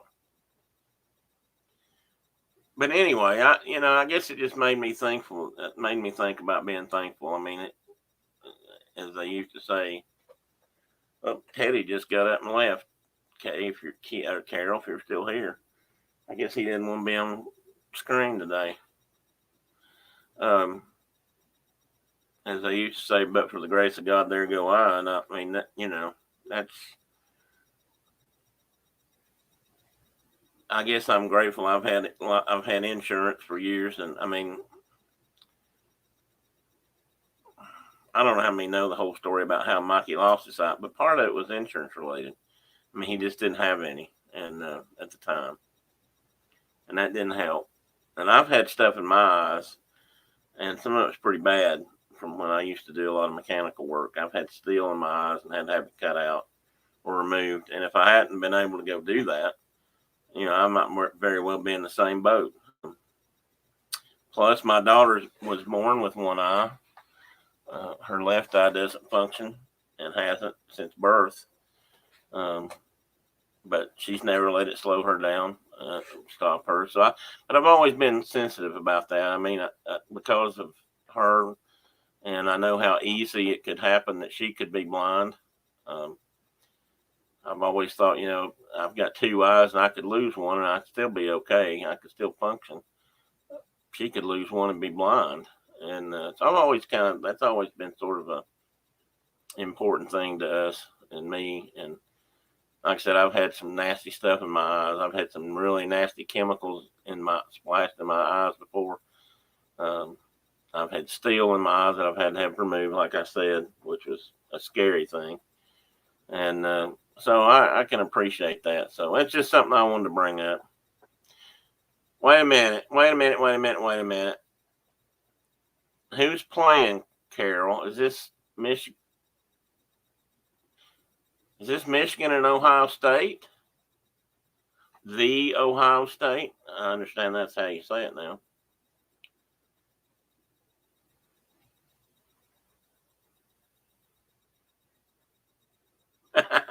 Good for you, Pearl.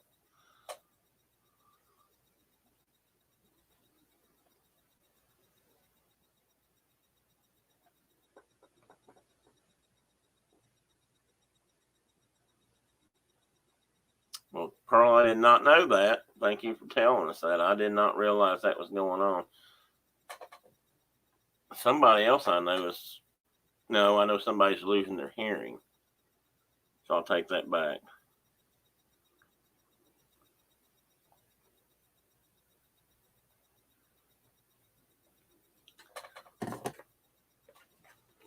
I've been losing my hearing for a long time. I'm probably not too far away now from hearing aids, although Brenda would probably tell you it's selective.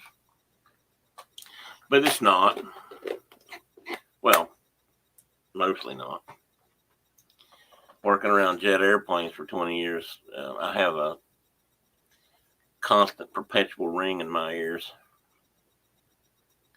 I hear it right now, in fact. Sometimes when it's really quiet, it drives me a bit crazy.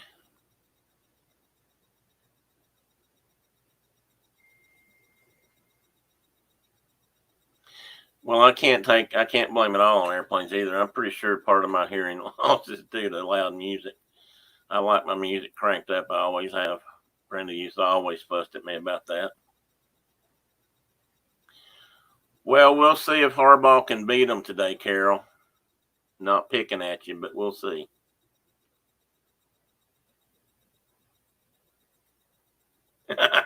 I wish, Pearl.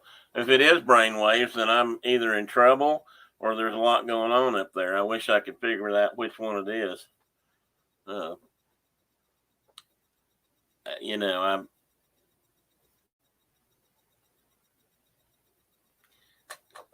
too many things I've listened to over the years: race cars, loud motors, airplane propellers, jet engines. Probably riding my motorcycles. I don't ride loud motorcycles, but the wind noise itself has probably done more damage than I ever realized. For the last quite a long time now, I've worn earplugs when I ride to try to help that. Even with the helmet on, you get way more wind noise than you realize until you're not hearing it. But, it's pretty steadily, it's progressed at a fairly steady rate. I guess, in some ways it hasn't gotten a whole lot worse lately. It's just there.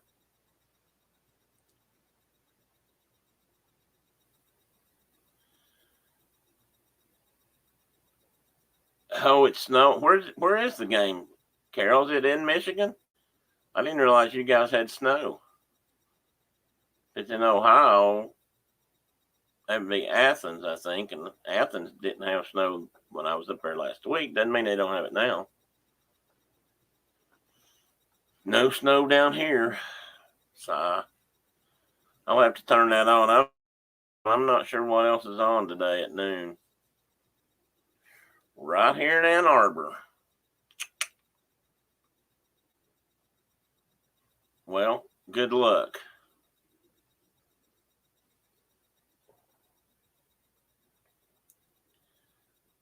How far away are you from the stadium, Carol? Not trying to get particular personal. Reason I ask is we live, as the crow flies, we probably live between 5 and 8 miles from UT, to University of Tennessee, but up the river valley, I don't know, maybe further than that, but the stadium's right on the river, so we can hear the fireworks from here if they score a touchdown. I don't know about the band, but Tennessee scores.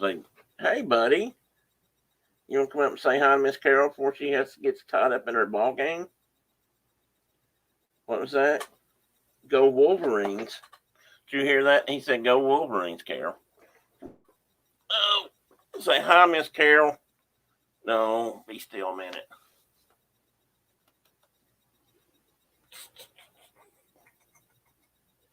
How about some sugar? Dang, some kisses. He was glad we got home. I tell you that. He was waiting on me when I got home the other night. And as soon as I got in where I could sit down with him on the couch, he was all over me. Weren't you, buddy? Say, Tim was gone too long. The Human sisters came over to feed me and stuff, but they weren't. It's not the same. I gotta have Daddy's lap set in.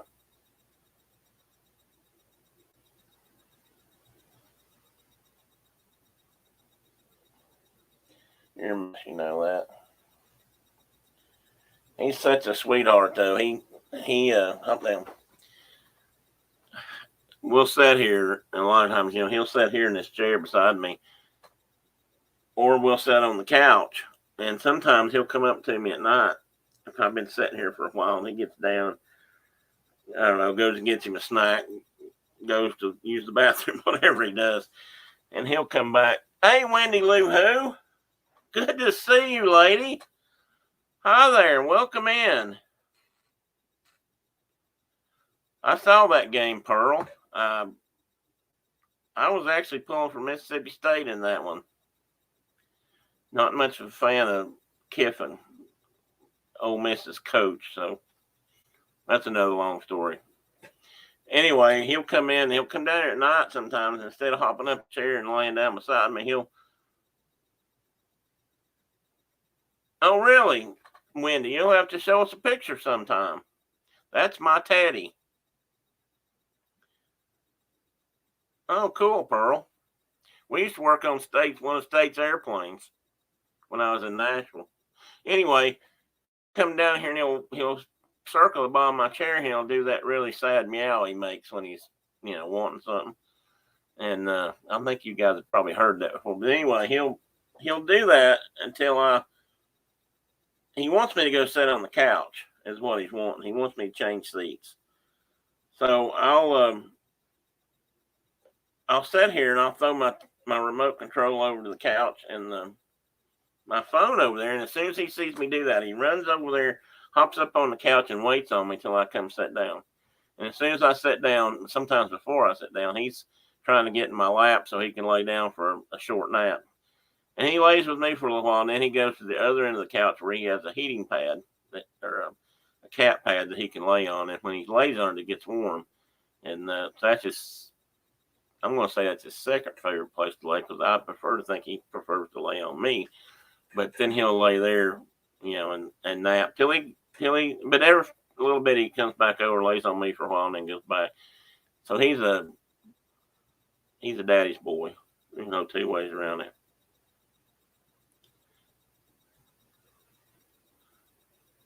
Okay, Wendy, that'd be great. And Teddy has his own Instagram page called Teddy Pockets. So if you look up Teddy Pockets, you can see him and his brothers and sisters. I think everybody's on there now. Yeah, that the Iron Bowl will be good today too. That should be a pretty decent game, although I suspect Alabama will probably clobber them. But Auburn shows up. I mean, that's a big. If you live in Alabama, that's a huge game. And I guess most state rivalries are, but that's a do or die kind of thing down there. So that should be a good ball game too. I don't even know if Tennessee's playing today. I don't know if they've already finished their season. since I wasn't here last week.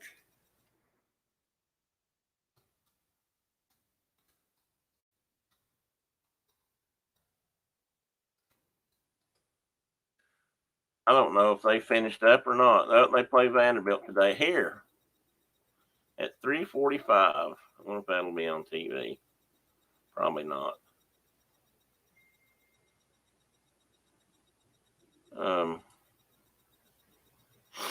I'm not. Oh, they played South Alabama last week. Oh, they won 60-14. Okay. So this is probably their last game then. Vanderbilt usually is the last game. It's usually the and everybody kind of pokes fun. If you're in the Southeastern Conference, most people poke fun at Vanderbilt. Of course, they do Tennessee these days too, but Vanderbilt's always kind of been the seller as far as football goes in the Southeastern Conference, or in my lifetime at least. And they welcome back, Pearl, or not Pearl. Dawn, maybe you've been here the whole time, and I just never did say hi. Well, I did say hi earlier, but Vanderbilt and Tennessee used to be a huge rivalry, and Vanderbilt actually used to be a really good football team back in the old days. And back then, there was Tennessee was run by an ex-Army commander. I can't remember if he was a colonel or a general, but they call him, general, I guess, and his name was Nayland, and they really called him General Nayland. And they played against a similar coach in Vanderbilt, and Vanderbilt used to beat the pants off Tennessee. And then they went on, then for years, Tennessee beat them every week. So,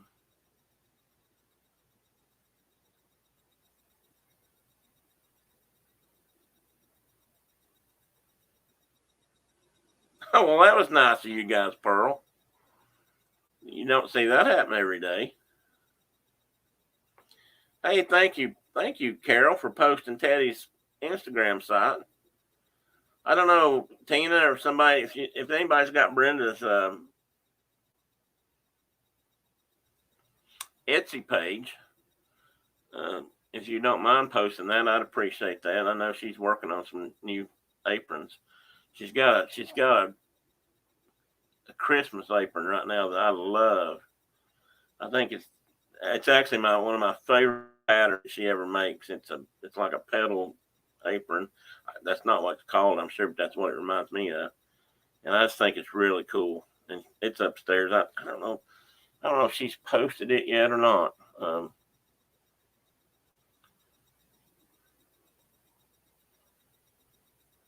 I couldn't sing my own alma mater fight song or whatever because, well, no, that's a different thing.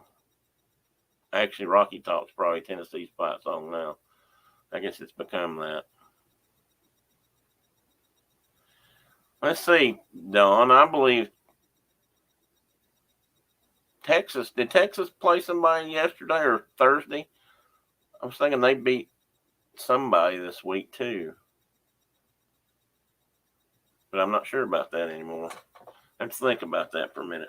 I started to watch a game last night. I thought KU appreciate this. I thought it was Clemson in South Carolina, and I mean I know they play a state game. And I thought it was live, but it was not. It's from like 3 years ago or something. I finally figured that out because of what they were saying on the show. And I thought, well, what? They tricked me. It's not nice to trick a bear.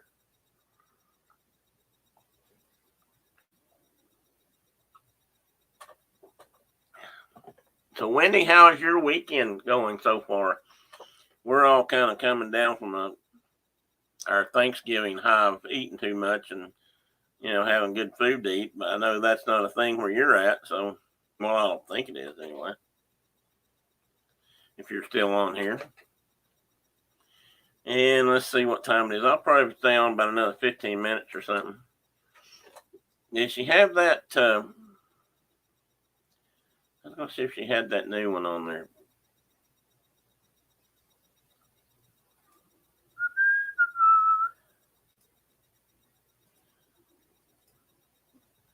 Carol, let me see.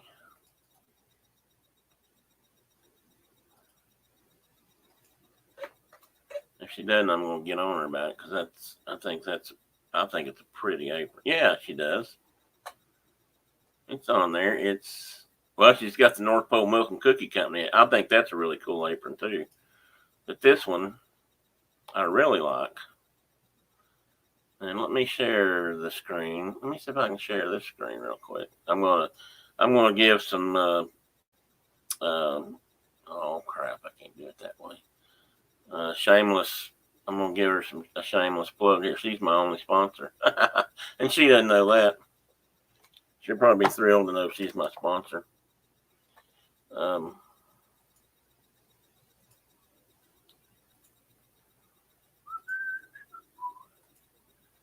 I don't know how well you guys can see that. I don't know if I can make that bigger or not. Can I? A little bit. I just like that pattern. I think that's a pretty style apron. And I can't help it. I just do. And you see what I mean by the petals? She's made a couple different versions of that for different people, and I just always liked it. And she likes big bows, so most of her aprons have big bows. At least in the middle here. Sometimes the top has a different strap, but she likes to put big bows on her stuff. So, but anyway, I guess you call it a gingerbread house apron. And then this other one I like a lot too.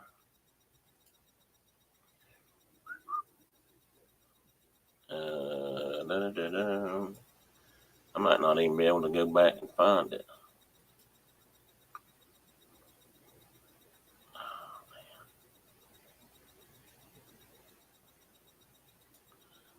You know what? I probably outsmarted my own bad self here.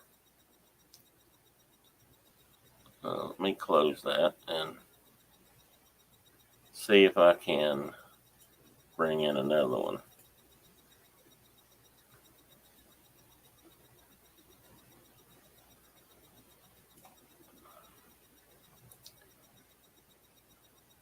Is that one in there? I've lost myself. Yeah, this one.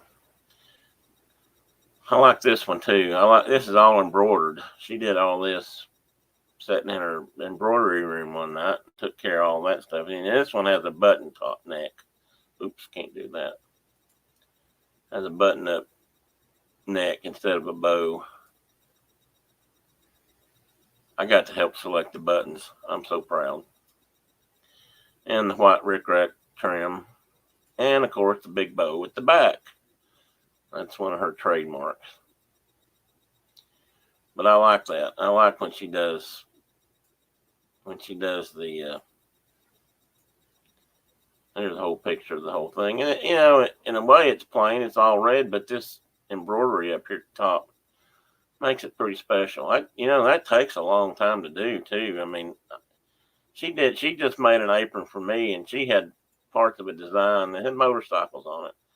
And it took a long time to do. I was really impressed. Well, since I got her open here, let me see if she's got anything else on here.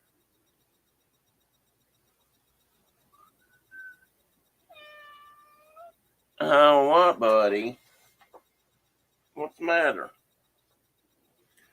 Carol, did you hear that? He sounds so pitiful. Let's see. Will this one show up? I like this one too. I thought this would sell for Halloween just because, witches and, ale.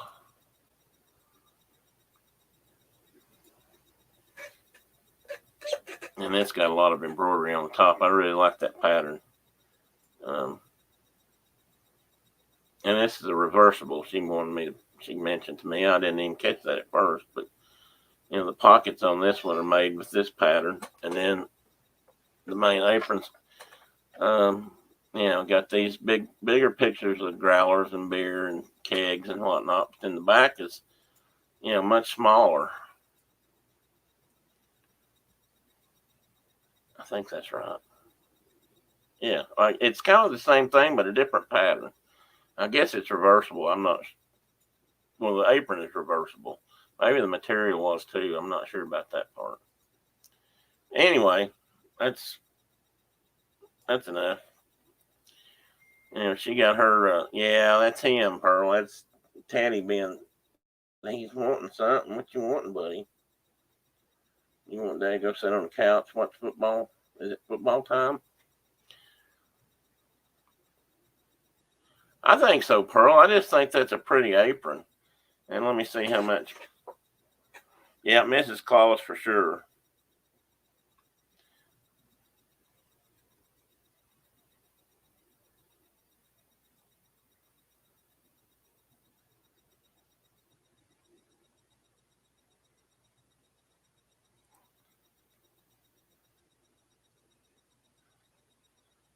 Thank you, Dawn. And she does really good work. If you've seen one of her aprons up, I think Tina has one.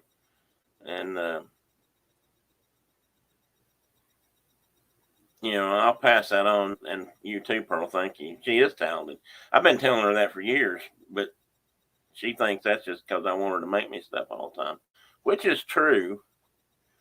But I want her to make me things because I know she can make me things. And she always used to argue with me about that a little bit. And I said, no, but it's because I know you can. She's made me all kinds of, and I'll have to show you some of her stuff sometime. She used to make period clothing from when I was doing rendezvous and muzzle loading stuff. And I think I've mentioned before that we sold shirts and pants sometimes for that sort of thing.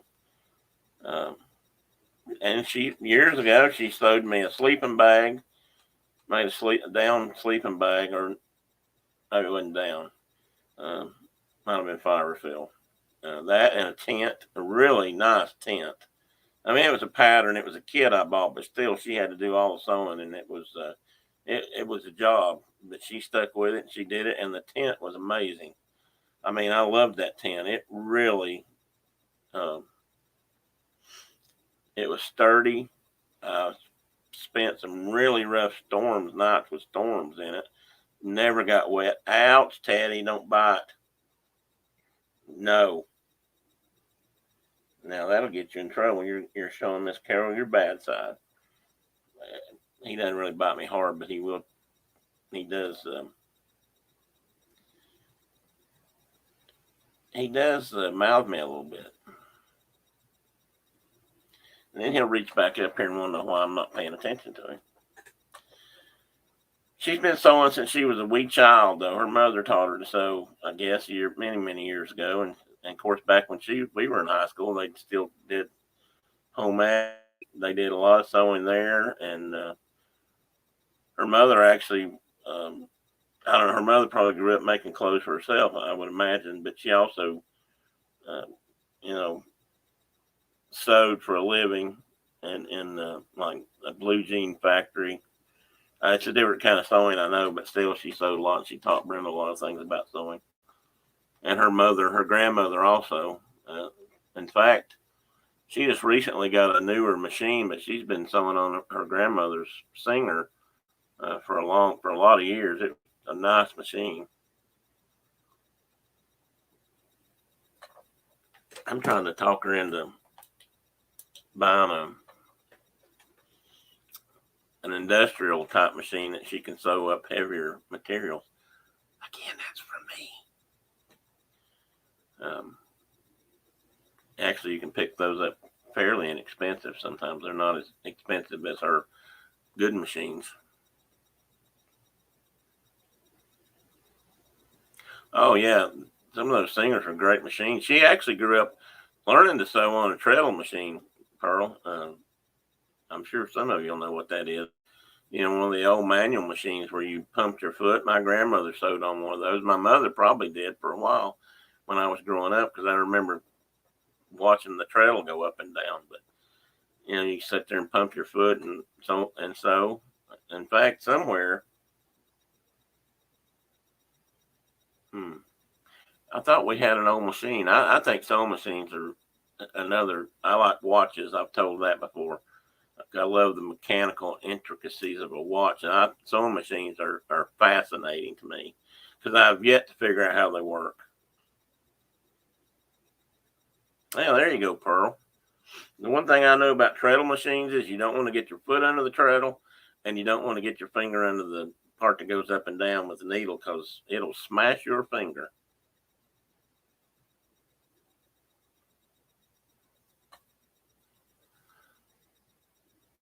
I don't know if I ever got to do that or not, Pearl, if I think what you're saying is correct.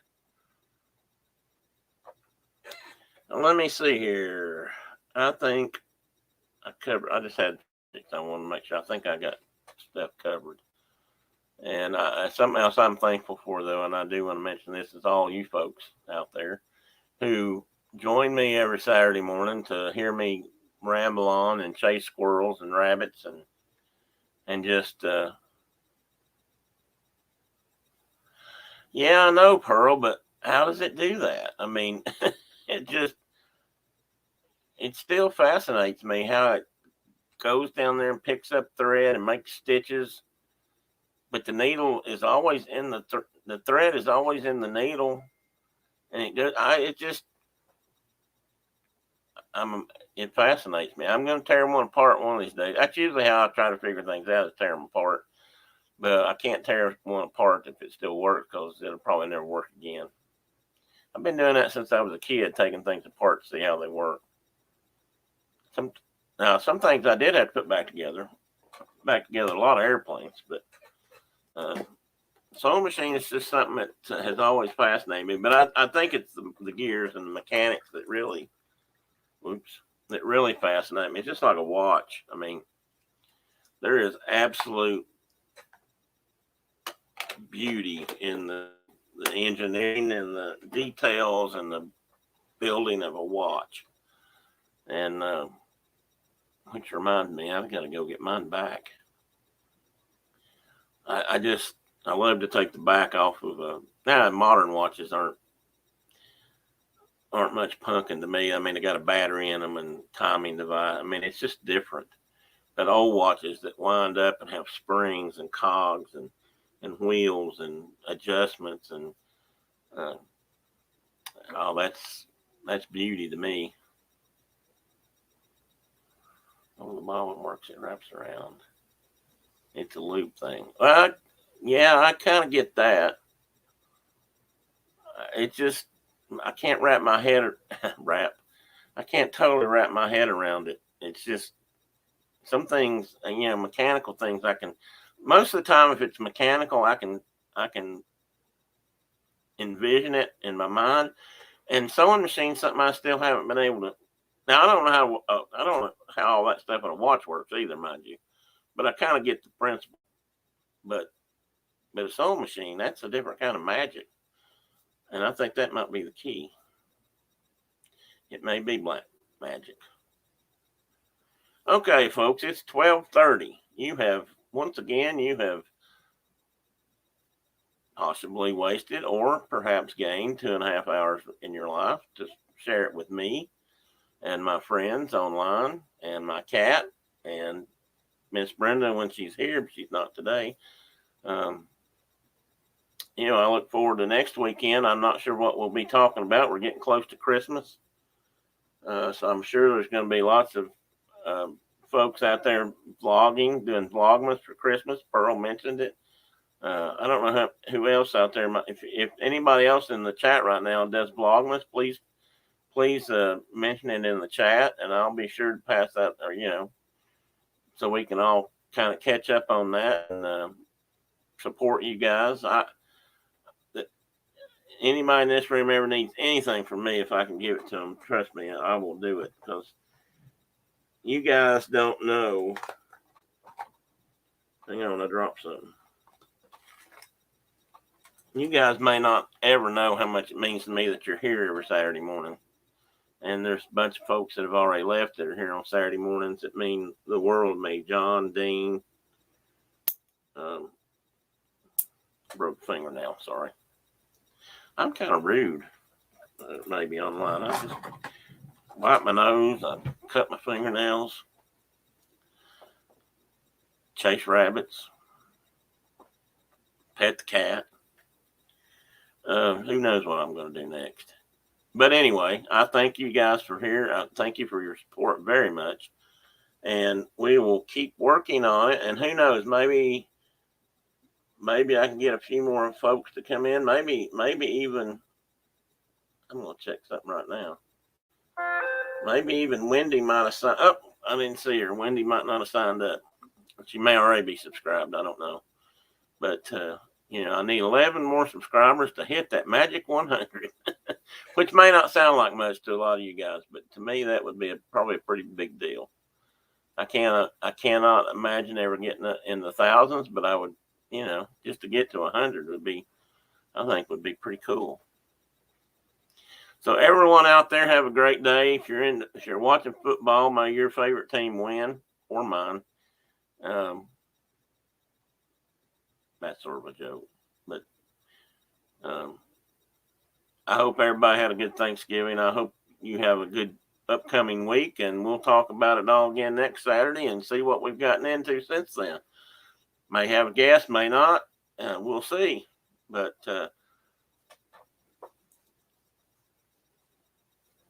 I do too, Carol, and I appreciate you and your support. You've always supported me and Teddy. Although I still worry that maybe if Teddy goes away completely, Carol might leave us. She's a big Teddy fan. She is. But I appreciate it, and I really do. Love y'all. I hope you have a great Saturday. And good Lord's willing and the creek don't rise. We'll be back again next Saturday, bright and early. See ya.